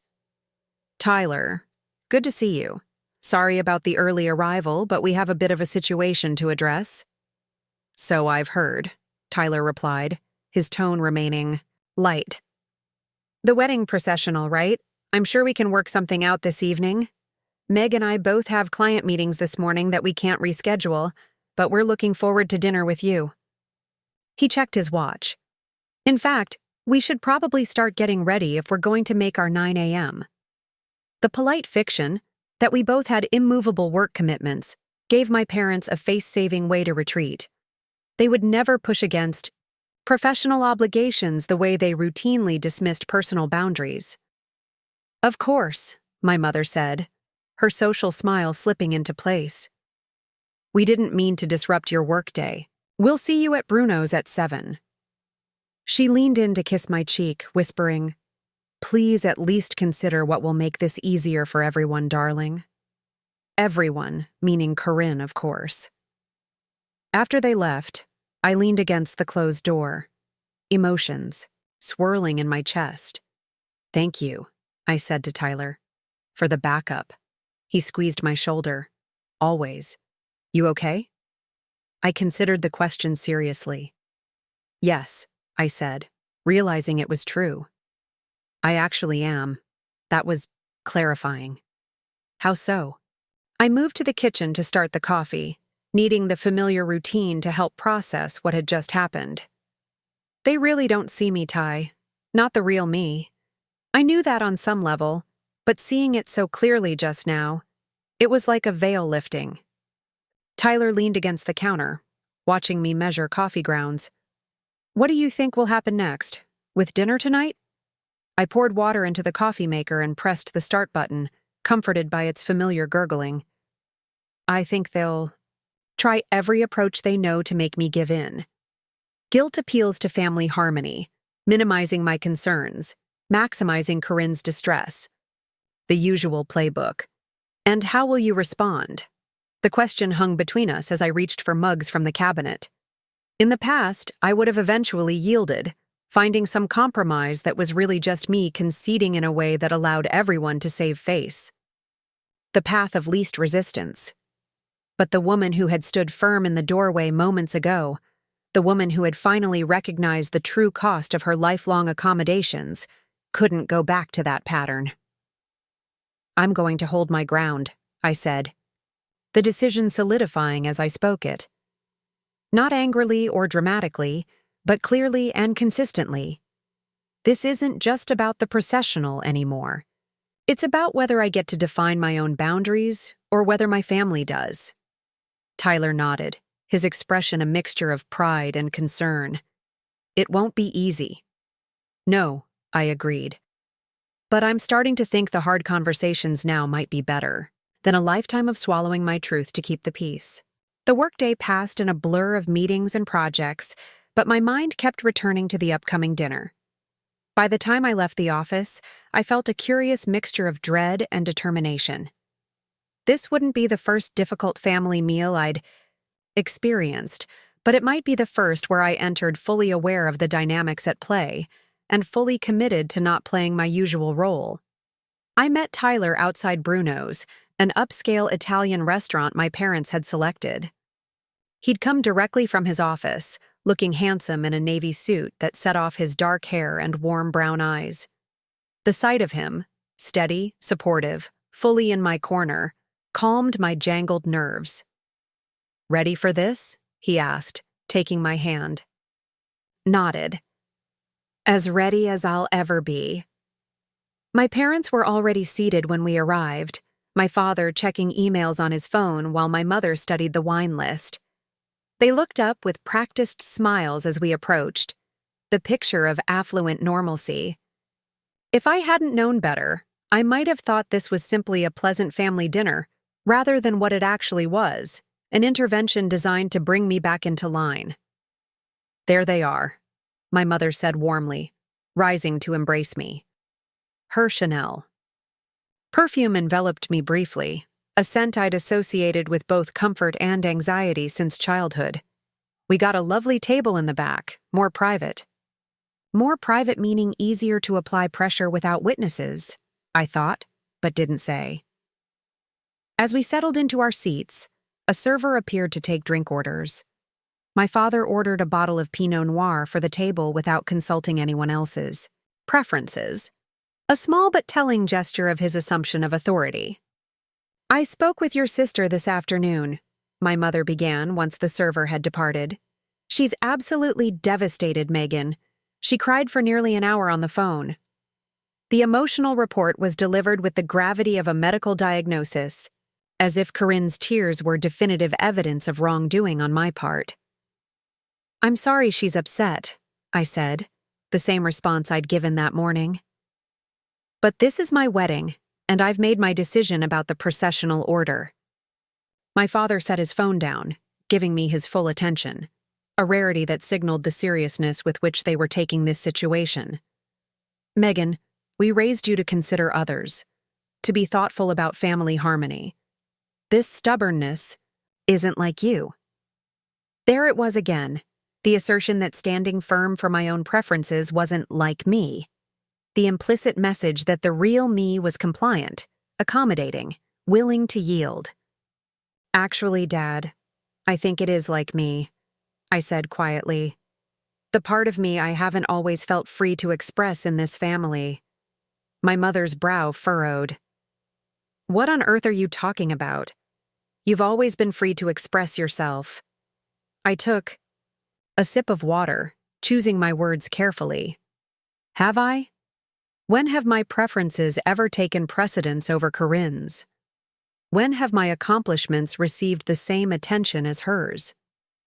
When has anyone in this family actually prioritized what I wanted?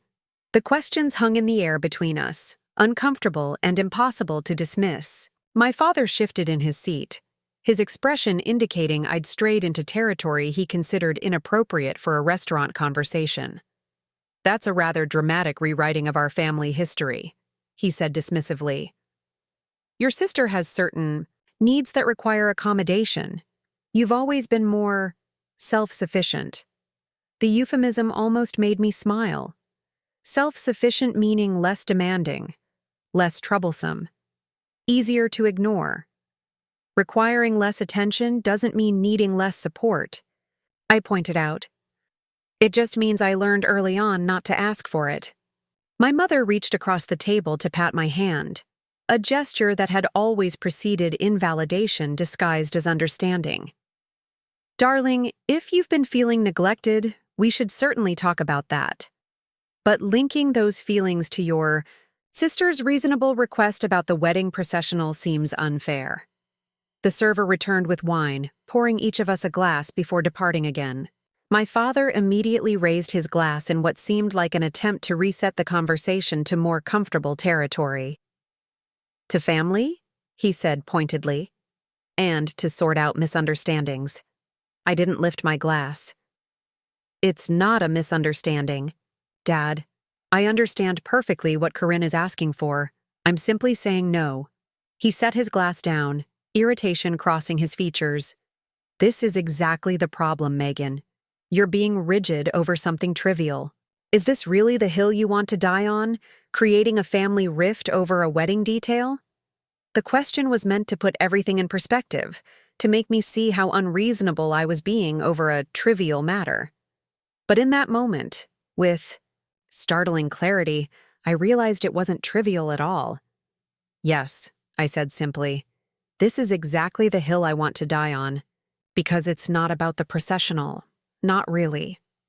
It's about whether I get to have a say in my own life, whether my preferences matter as much as everyone else's, whether I'm allowed to set boundaries without being made to feel selfish for doing so. My mother's expression shifted from confusion to genuine distress. Megan, where is this coming from? You've never talked this way before. Because I've never felt I could, I admitted. Because every time I've tried to assert myself, in this family, I've been made to feel that my needs were secondary, that keeping the peace, meaning keeping Corinne happy, was more important than my own happiness. Tyler's hand found mine under the table, a silent gesture of support that gave me courage to continue. I'm not trying to hurt anyone, I said, my voice softening. I'm just trying to have a wedding that reflects what Tyler and I want. That includes a traditional processional where the maid of honor walks last before the bride. It's not an unreasonable request. But your sister, my mother began. My sister wants to center herself in a moment that should be about Tyler and me, I interrupted gently. And for once, I'm not going to accommodate that. I'm not going to make myself smaller to make her feel bigger. The phrase hung in the air between us, crystallizing everything I'd been trying to articulate. For years, I had been making myself smaller, dimming my light, minimizing my needs, stepping back from center stage, to make room for Corinne to shine. The pattern had become so ingrained that my family now saw it as my natural state, my proper place. My father's expression hardened. I think you're being extremely unfair to your sister. She's only trying to make your wedding day special. No, Dad. She's trying to make it about her. There's a difference. The server approached with menus, sensing the tension but professionally proceeding with his script about the evening's specials. The brief interruption gave everyone a moment to collect themselves, to retreat from the emotional edge where we'd been balanced.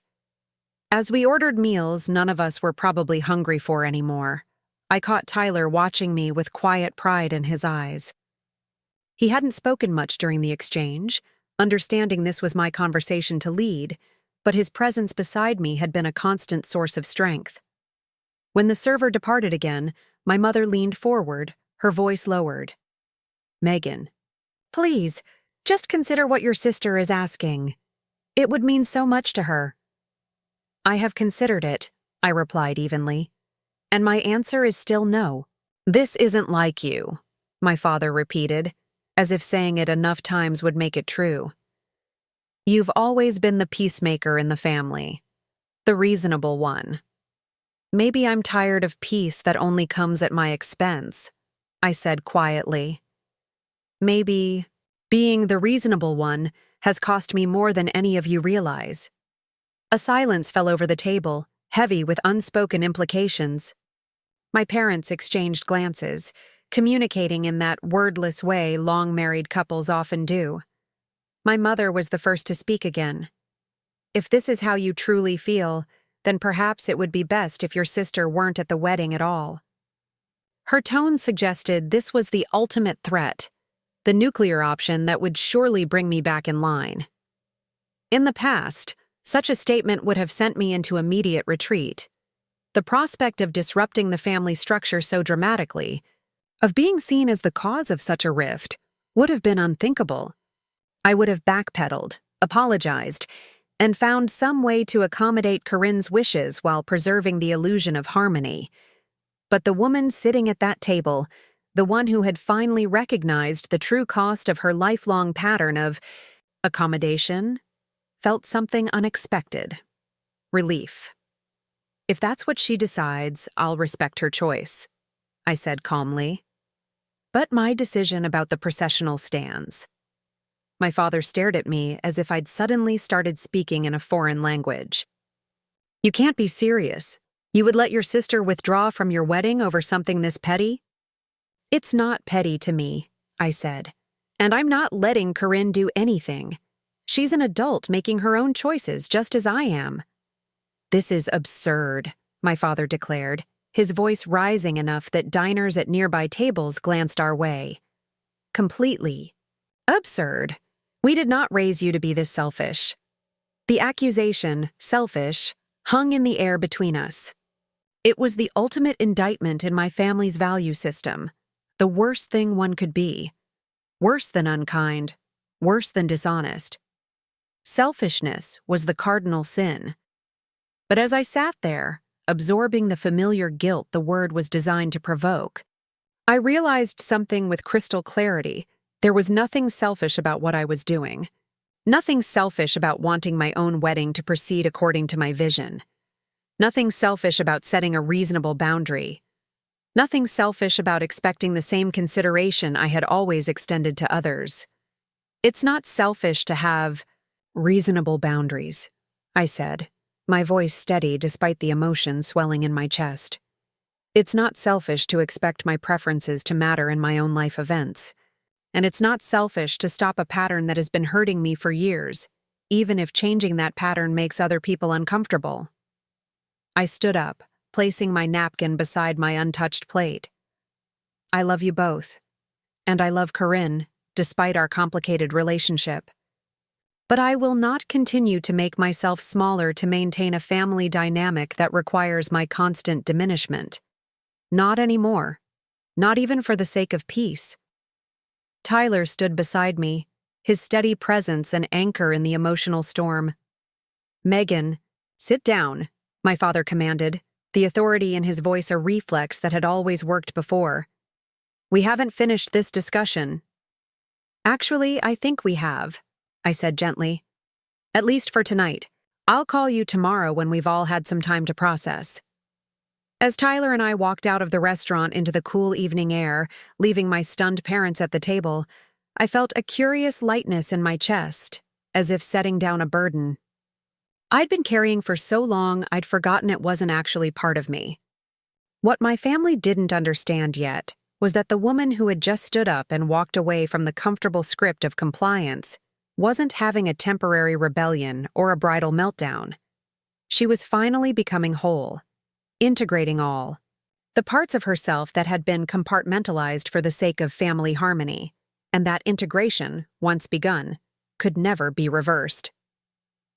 The following morning, I woke to the sound of my phone ringing.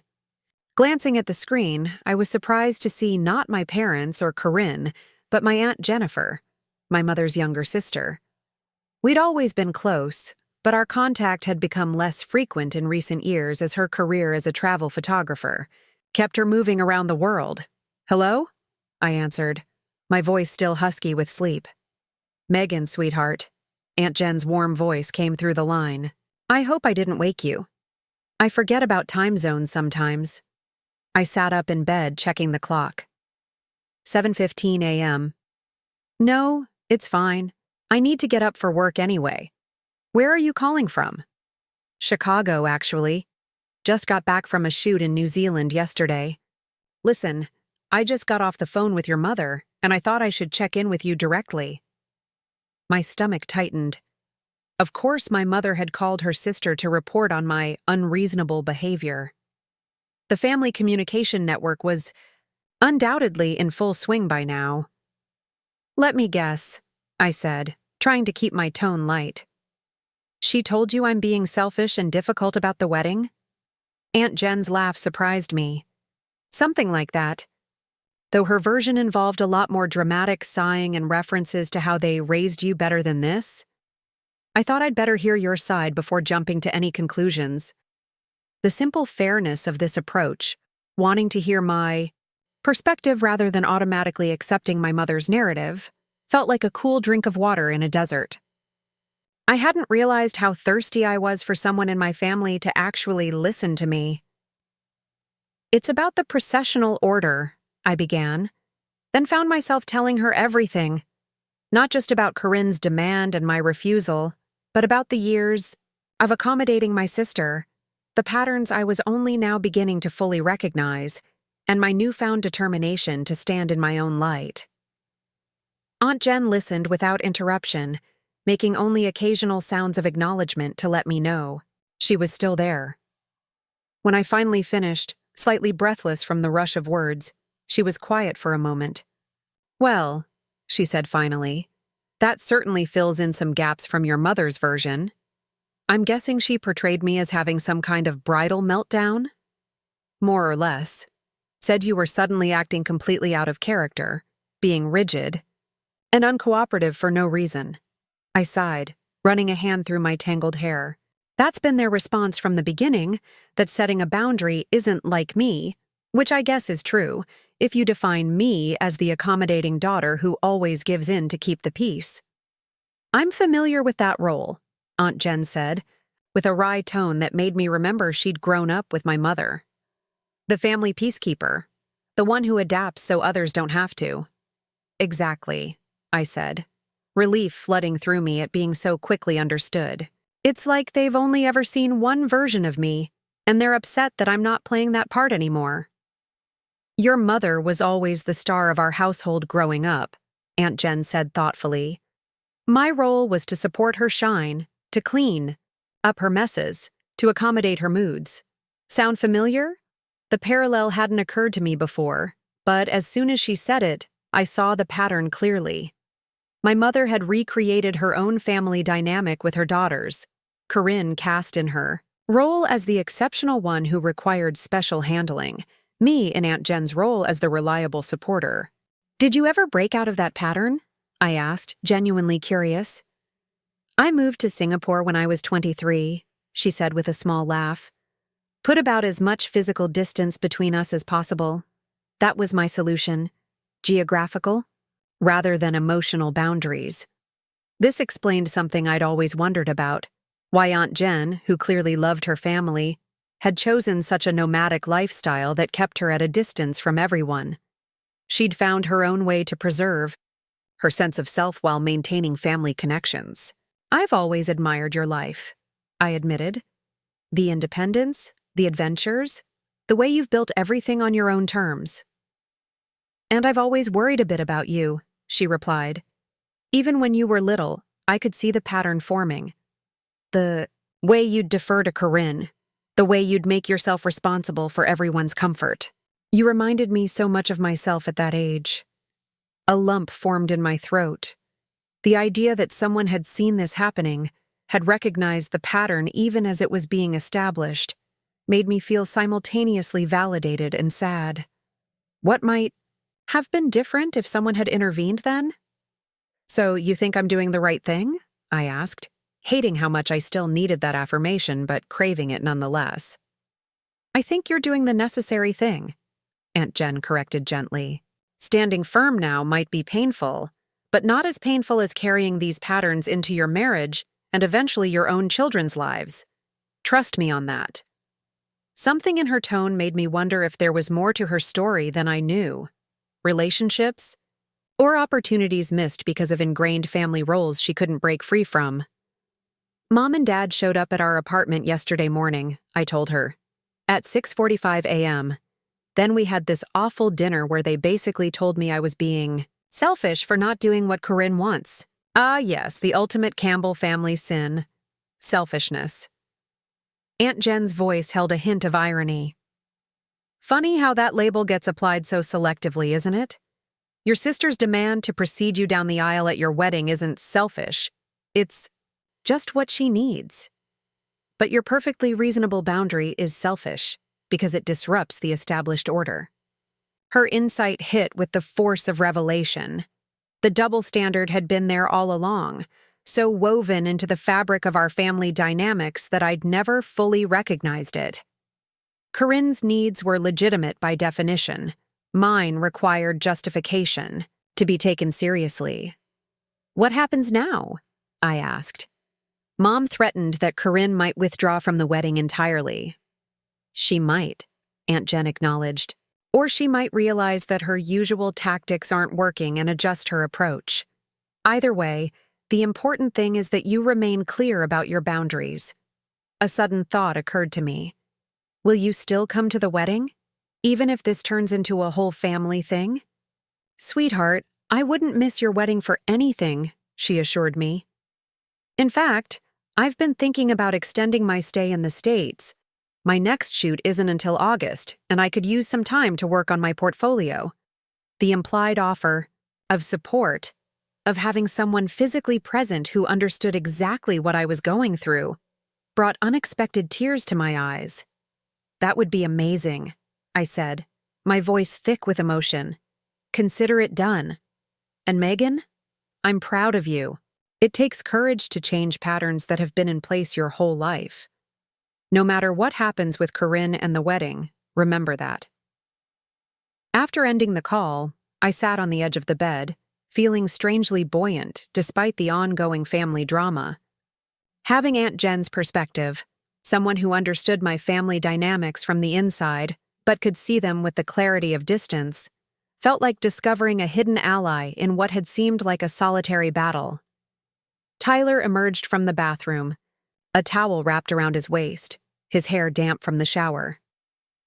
Everything okay? I heard you talking. My Aunt Jen called, I said, still processing the conversation. She heard from my mom about the wedding drama and wanted my side of the story. Tyler sat beside me on the bed. And? Is she Team Corinne or Team Megan? I smiled at his framing. Definitely Team Megan. She's actually been through something similar with my mom growing up. The same kind of family dynamic where one person is cast as the star and the other as the supporter. Tyler nodded thoughtfully. That makes sense. Family patterns tend to repeat across generations unless someone consciously breaks the cycle.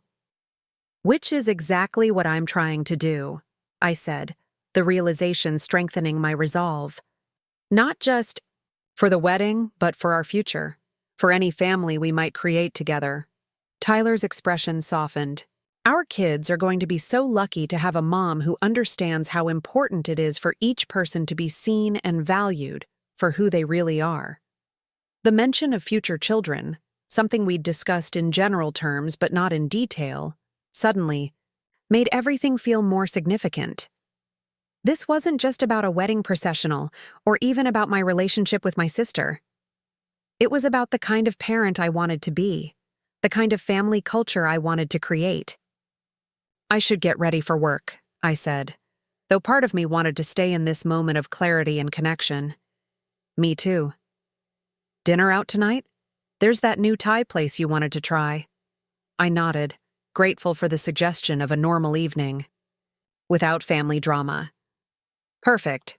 As I showered and dressed for work, my mind kept returning to Aunt Jen's insights.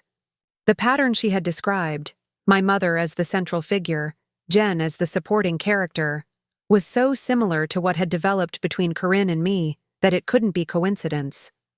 My mother had unconsciously recreated her own family, dynamic with her daughters, perpetuating the roles she understood.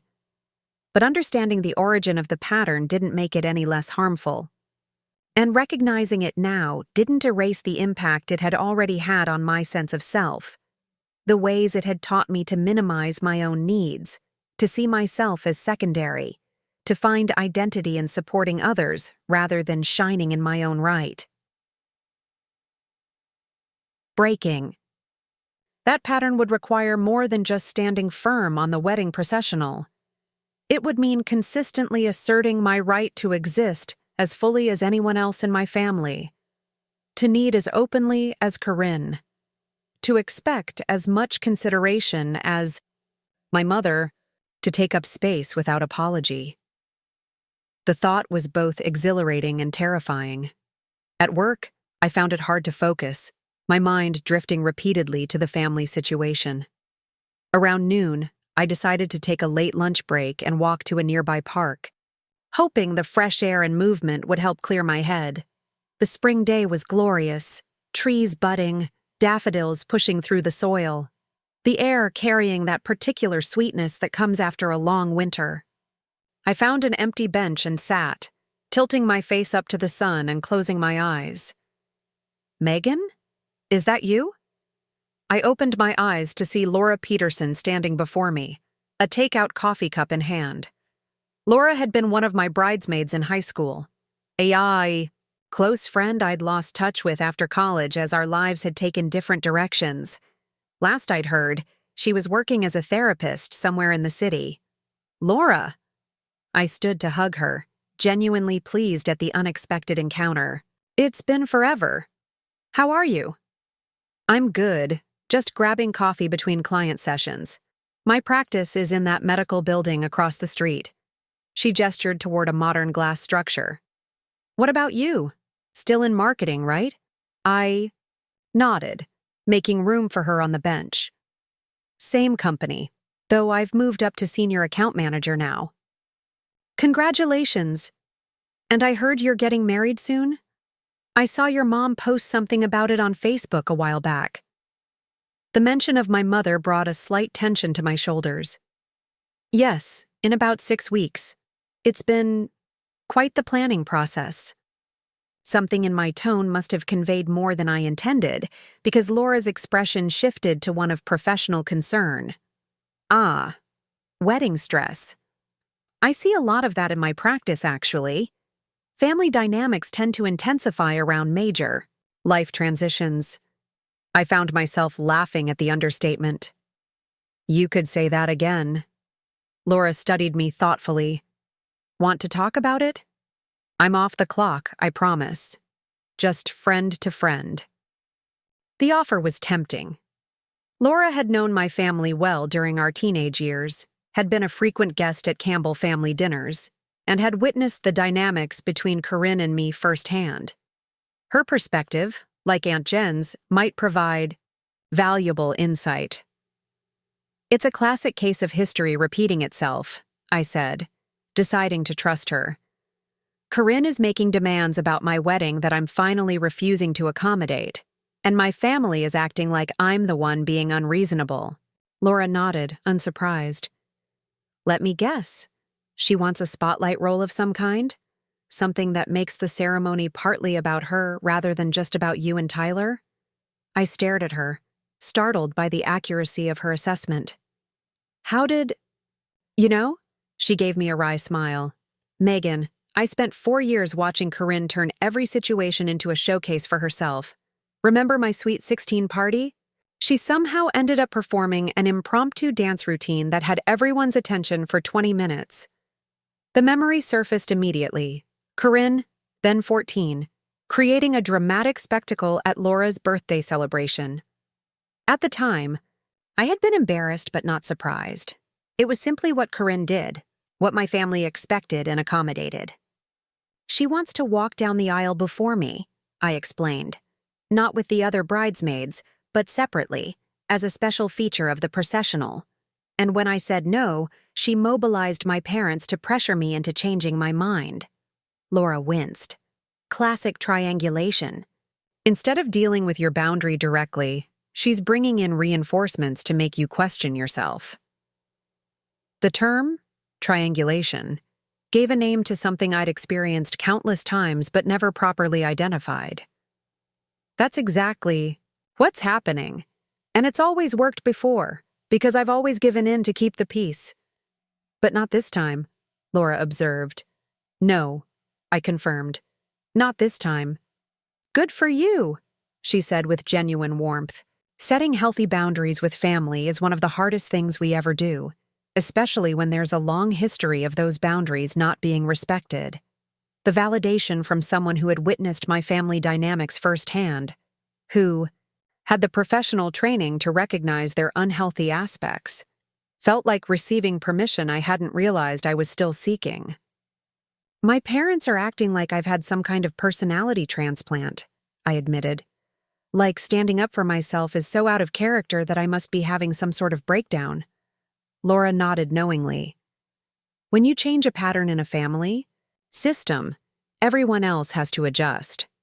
Some people resist that adjustment by trying to force you back into your familiar role.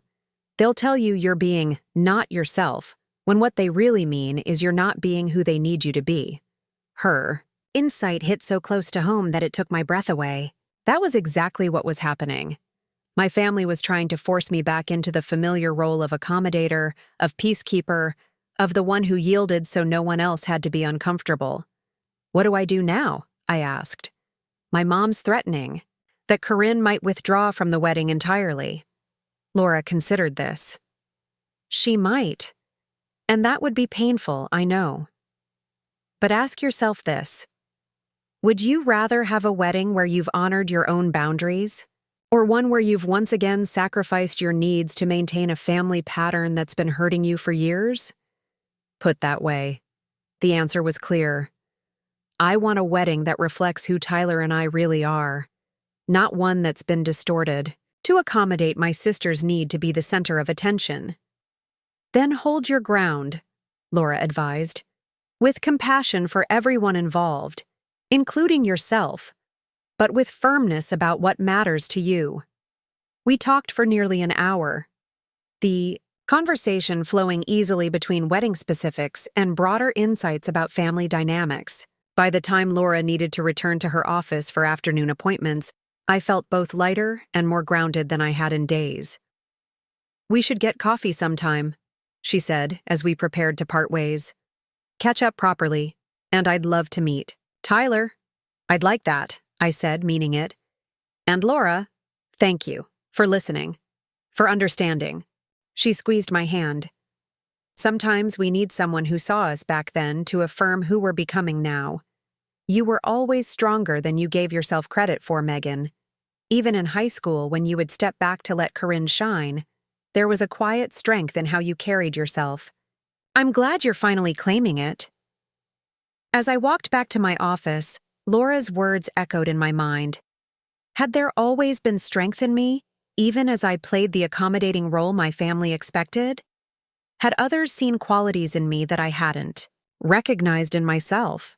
For so long, I had viewed my tendency to yield, to support, to maintain peace as a weakness, a failure to stand up for myself. But perhaps it had also been a kind of strength, the ability to consider others, to navigate complex emotional terrain, to value harmony. The problem wasn't in possessing those qualities, but in having them exploited by a family system that depended on my constant accommodation. Now, as I set boundaries and refused to continue the familiar pattern, I wasn't abandoning those aspects of myself. I was reclaiming them, choosing when and how to exercise them rather than having them expected as a matter of course. By the time I reached my office building, I felt a new sense of clarity and purpose. The conversations with Aunt Jen and Laura had given me not just support, but insight, helping me understand the broader context of the family dynamics I was challenging, and affirming the necessity of standing firm. What I hadn't anticipated was finding allies, people who could see both the pattern and my struggle to break free of it. People who offered not just validation, but an alternative perspective on my family narrative. People who saw strength where I had seen only weakness. With each such encounter, the ground beneath my feet felt more solid. The journey ahead, navigating. The remaining weeks until the wedding, while maintaining my boundaries, would still be challenging. But I no longer felt alone in facing it. What my family didn't yet understand was that in finding these allies, in hearing perspectives that validated my experience rather than dismissed it, I was building a support system that would help me remain firm in my resolve. The tide was turning, not just within me but around me, and that tide would soon become impossible to resist. The morning of my wedding dawned clear and bright, sunlight streaming through the windows of the bridal suite at Hillcrest Gardens. I stood at the window, watching early preparations unfold on the grounds below. Florists arranging final touches on the pergola where Tyler and I would exchange vows. Venue staff setting up chairs in precise rows. Our photographer testing light, angles among the blooming spring gardens. 45 days had passed since that Sunday dinner, when Corinne had demanded to walk before me down the aisle. 45 days of standing firm in my boundaries, of weathering family pressure, of discovering unexpected allies and inner strength I hadn't known I possessed. And now, the day is finally here.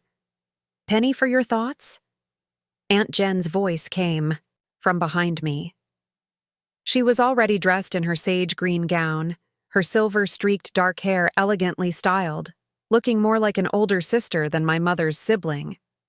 I turned from the window, smiling. Just taking it all in. It doesn't feel quite real yet. The calm before the beautiful storm, she said, joining me at the window. Everything looks perfect, exactly as you and Tyler planned it. The emphasis on those last words wasn't lost on me. The wedding unfolding below was indeed exactly as Tyler and I had envisioned it, not modified to accommodate family demands, not compromised to keep peace, not adjusted to center anyone but the two of us. Getting to this day with our vision intact had required a strength I was only beginning to fully recognize in myself. The past 6 weeks had been a masterclass in maintaining boundaries. After that initial confrontation at Bruno's, my parents had cycled through various approaches: guilt, reasoning, emotional appeals, even a brief period of icy silence. Throughout it all, I had remained consistent in my position. The processional would proceed as Tyler and I had planned it, with no special accommodation for Corinne. Corinne herself had moved through her own predictable pattern of responses. First came rage, manifested in tearful phone calls and accusatory texts. Then manipulation, with messages about how hurt she was that I would ruin our relationship over something so small. Then came bargaining. She would accept walking with the other bridesmaids if she could wear a slightly different dress, give a special reading during the ceremony, and be announced separately at the reception. When none of these tactics worked, she had made good on her threat, declaring she could no longer serve as my maid of honor if I refused to compromise. What she hadn't anticipated was my calm acceptance of her decision. "I understand," I had told her during that difficult phone call 3 weeks ago. "I'm sorry you won't be standing with me, but I respect your choice." My equanimity had clearly thrown her. She had expected either capitulation or high drama, not this peaceful acceptance. In the days that followed, my mother had made one final attempt at intervention, calling to inform me that my stubbornness had broken your sister's heart, and suggesting it wasn't too late to fix this. "There's nothing to fix, Mom," I replied. "Corinne made her choice, and I've accepted it. The wedding will proceed without her as maid of honor." The silence that followed had been profound, the sound of a script being disrupted, of familiar patterns failing to produce their expected outcomes. What had surprised everyone, myself included, was Laura stepping in to take Corinne's place. After our chance meeting in the park and several coffee dates that followed, our old friendship had rekindled with surprising ease. When I mentioned Corinne's withdrawal, Laura had immediately offered to stand with me.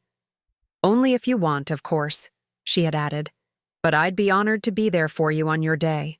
The symmetry of it felt right. Laura, who had witnessed so much of the Campbell family dynamic during our formative years, now standing beside me as I formally began a new chapter free from those patterns. The final surprise had come just yesterday, when my parents arrived for the rehearsal dinner with unexpected news. Corinne and Gregory would be attending the wedding after all, though only as guests, not as part of the wedding party. "She says she's made peace with your decision," my mother had reported, though her tone suggested skepticism. She wants to support you in whatever way she can. I had accepted this information with cautious optimism. Whether Corinne's change of heart was genuine or merely a strategic pivot to avoid appearing petty to extended family, I couldn't be sure. But I was glad she would be present. Glad the door remained open for whatever our relationship might become, in this new era of boundaries and truth. A knock at the bridal suite door brought me back to the present moment. My mother entered, already dressed in her mother-of-the-bride outfit, a champagne-colored dress with a matching jacket that she had selected after several shopping trips and countless photos texted for approval. "The makeup artist is ready for you," she announced, then paused, taking in my reflective expression. "Everything all right?" "Everything's perfect," I assured her, meaning it.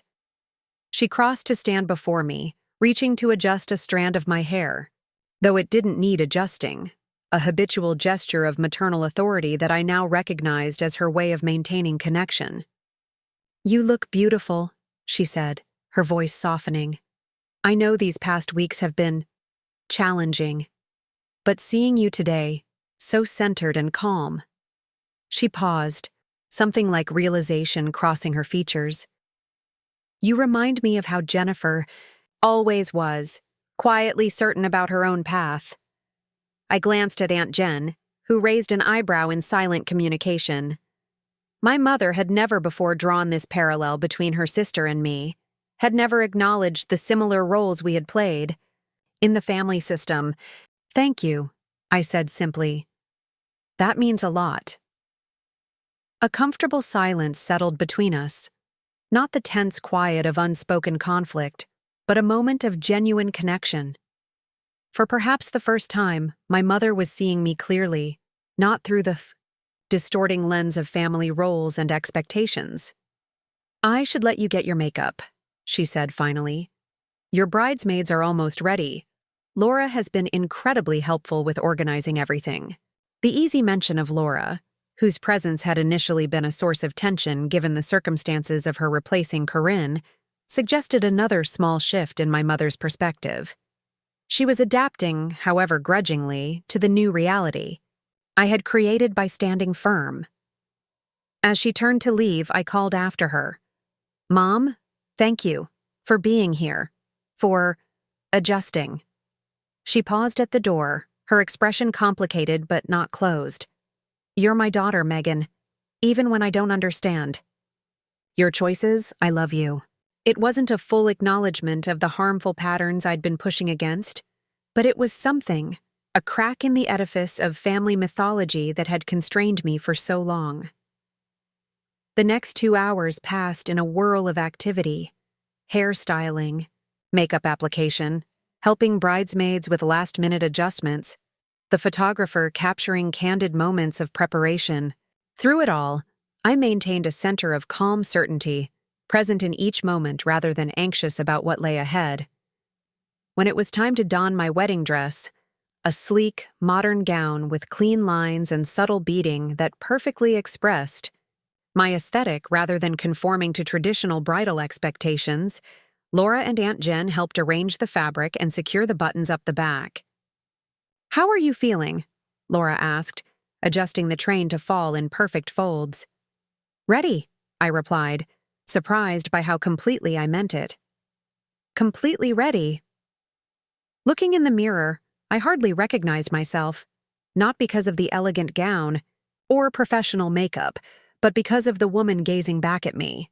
Her eyes were clear and confident, her posture straight without being rigid, her smile genuine and unforced. She looked like someone who knew her own worth, who had claimed her right to stand in her own light. She looked like the person I had always been beneath the accommodating exterior, the authentic self that had been waiting for permission to emerge. A knock at the door signaled it was time. My father entered, handsome in his tuxedo, his expression a mixture of pride and something more complex, perhaps the beginning of recognition that his older daughter was not who he had always assumed her to be. "The guests are seated," he announced. "They're ready for us." As we made our way to the garden entrance where the bridal party was assembling, I caught sight of Corinne and Gregory seated in the family section of chairs. Corinne looked beautiful as always in a pale blue dress that complemented without matching the bridesmaid colors, a subtle distinction that I recognized as intentional. Our eyes met briefly across the distance, her expression carefully neutral, but not hostile. It was progress of a sort, not reconciliation, not full understanding, but at least a ceasefire in the emotional battle that had consumed the past 6 weeks. The string quartet began the processional music, and the carefully planned ceremony commenced. First Tyler's parents, then my mother escorted by my cousin Michael. Then Tyler and his best man entered from the side. Then the bridesmaids in their sage green dresses, walking at measured intervals, each carrying a small bouquet of wildflowers. Laura was last among them, turning to give me a warm smile and a subtle thumbs up before taking her place at the altar. "Ready, Maggie?"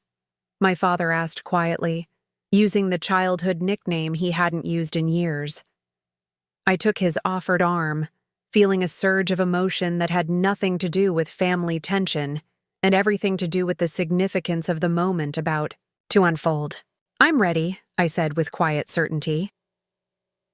The quartet transitioned to the bridal march, and the assembled guests rose, turning to watch my entrance. As my father and I began our walk down the petal-strewn aisle, I kept my eyes focused on Tyler, standing tall and handsome beneath the flower-covered pergola, his expression a mixture of awe and love that made my heart swell. This was the moment I had protected so carefully, this walk toward my future husband, witnessed by our community, symbolizing my journey from one chapter of life to another. This was what I had refused to diminish or share, what I had deemed worthy of firm boundaries and uncomfortable confrontations. Walking toward Tyler, seeing nothing but his loving gaze, I knew with absolute certainty that I had made the right choice. The ceremony itself passed in a blur of emotion and meaning, the carefully chosen readings, the personal vows we had written. Together, the exchange of rings, the pronouncement that made official what our hearts had known for years. Throughout it all, I remained fully present, not distracted by family tensions or ongoing dramas, but immersed in the significance of each moment. At the reception afterward, as Tyler and I moved among our guests, accepting congratulations and sharing brief conversations, I found myself approaching the table where Corinne and Gregory sat with cousins from my father's side of the family. "Beautiful ceremony," Gregory offered, standing to hug me with genuine warmth. He had always been the more emotionally mature of the pair, often serving as a buffer between Corinne's intensity and the rest of the world. "Thank you," I replied, then turned to Corinne, who remained seated, her expression carefully composed. "I'm glad you could be here." She nodded, her eyes meeting mine with something like recognition. "The processional was perfect," she said after a moment. "Exactly as it should have been." The acknowledgement, so small and yet so significant, caught me by surprise. It wasn't an apology or even a full acceptance of my perspective, but it was an acknowledgement that the ceremony had been right in its original form, without her proposed modifications. "Thank you, Corinne," I said simply. "That means a lot." We didn't speak further. There would be time for deeper conversations in the future, if and when we were both ready for them. But in that brief exchange, something had shifted between us. A small recognition of new boundaries, of changed dynamics, of the possibility of a relationship built on mutual respect rather than established roles. The evening continued with all. The traditional elements of a wedding reception, the first dance, the cake cutting, the toasts from loved ones. My father's speech surprised me with its insight, as he spoke not just of giving away a daughter, but of witnessing her becoming more fully herself. "Megan has always had a quiet strength," he said, his voice carrying across the reception hall, "a steadiness that our family has relied upon more than we've perhaps acknowledged. Today, as she begins this new chapter with Tyler, I'm struck by how clearly she knows her own mind and heart, how confidently she walks her own path. I caught Aunt Jen's eye across the room, seeing in her expression the same surprise I felt. My father's words suggested a dawning recognition of who I actually was, beyond the family role I had been assigned. Later, as the dancing continued and the celebration moved into its more relaxed phase, I found a moment alone with Aunt Jen on the venue's terrace, the early summer evening wrapping around us like a gentle embrace. "How does it feel?" she asked, gesturing to encompass not just the wedding, but everything that had led to this day. "Standing in your own light?" I considered the question, looking out over the gardens where lanterns now glowed among the flowers, illuminating paths between tables of laughing guests. "It feels like coming home," I said finally, "like I've been living in someone else's house for years, and I've finally found my way back to where I belong." Aunt Jen nodded, understanding without further explanation. "It gets easier," she assured. "In setting boundaries, being authentic, refusing to shrink. It's like a muscle that strengthens with use." "Did your relationship with Mom ever change?" I asked, curious about what might lie ahead in my own family dynamics. "It evolved," she said thoughtfully. "Not dramatically or all at once, but over time, as I consistently refused to play the old role, she had to adjust her expectations. We found a new equilibrium. Different, sometimes challenging, but ultimately healthier for both of us." The perspective comforted me. Not a fairy tale of perfect resolution, but a realistic vision of gradual change and ongoing work. "I think that's what I want with Corinne," I admitted. "Not some dramatic reconciliation scene, but a slow rebuilding on more equal footing." "Give it time," Aunt Jen advised. "You've disrupted patterns that have been in place for decades. Everyone is still finding their balance in this new reality." The music changed inside, transitioning to one of Tyler and my favorite songs.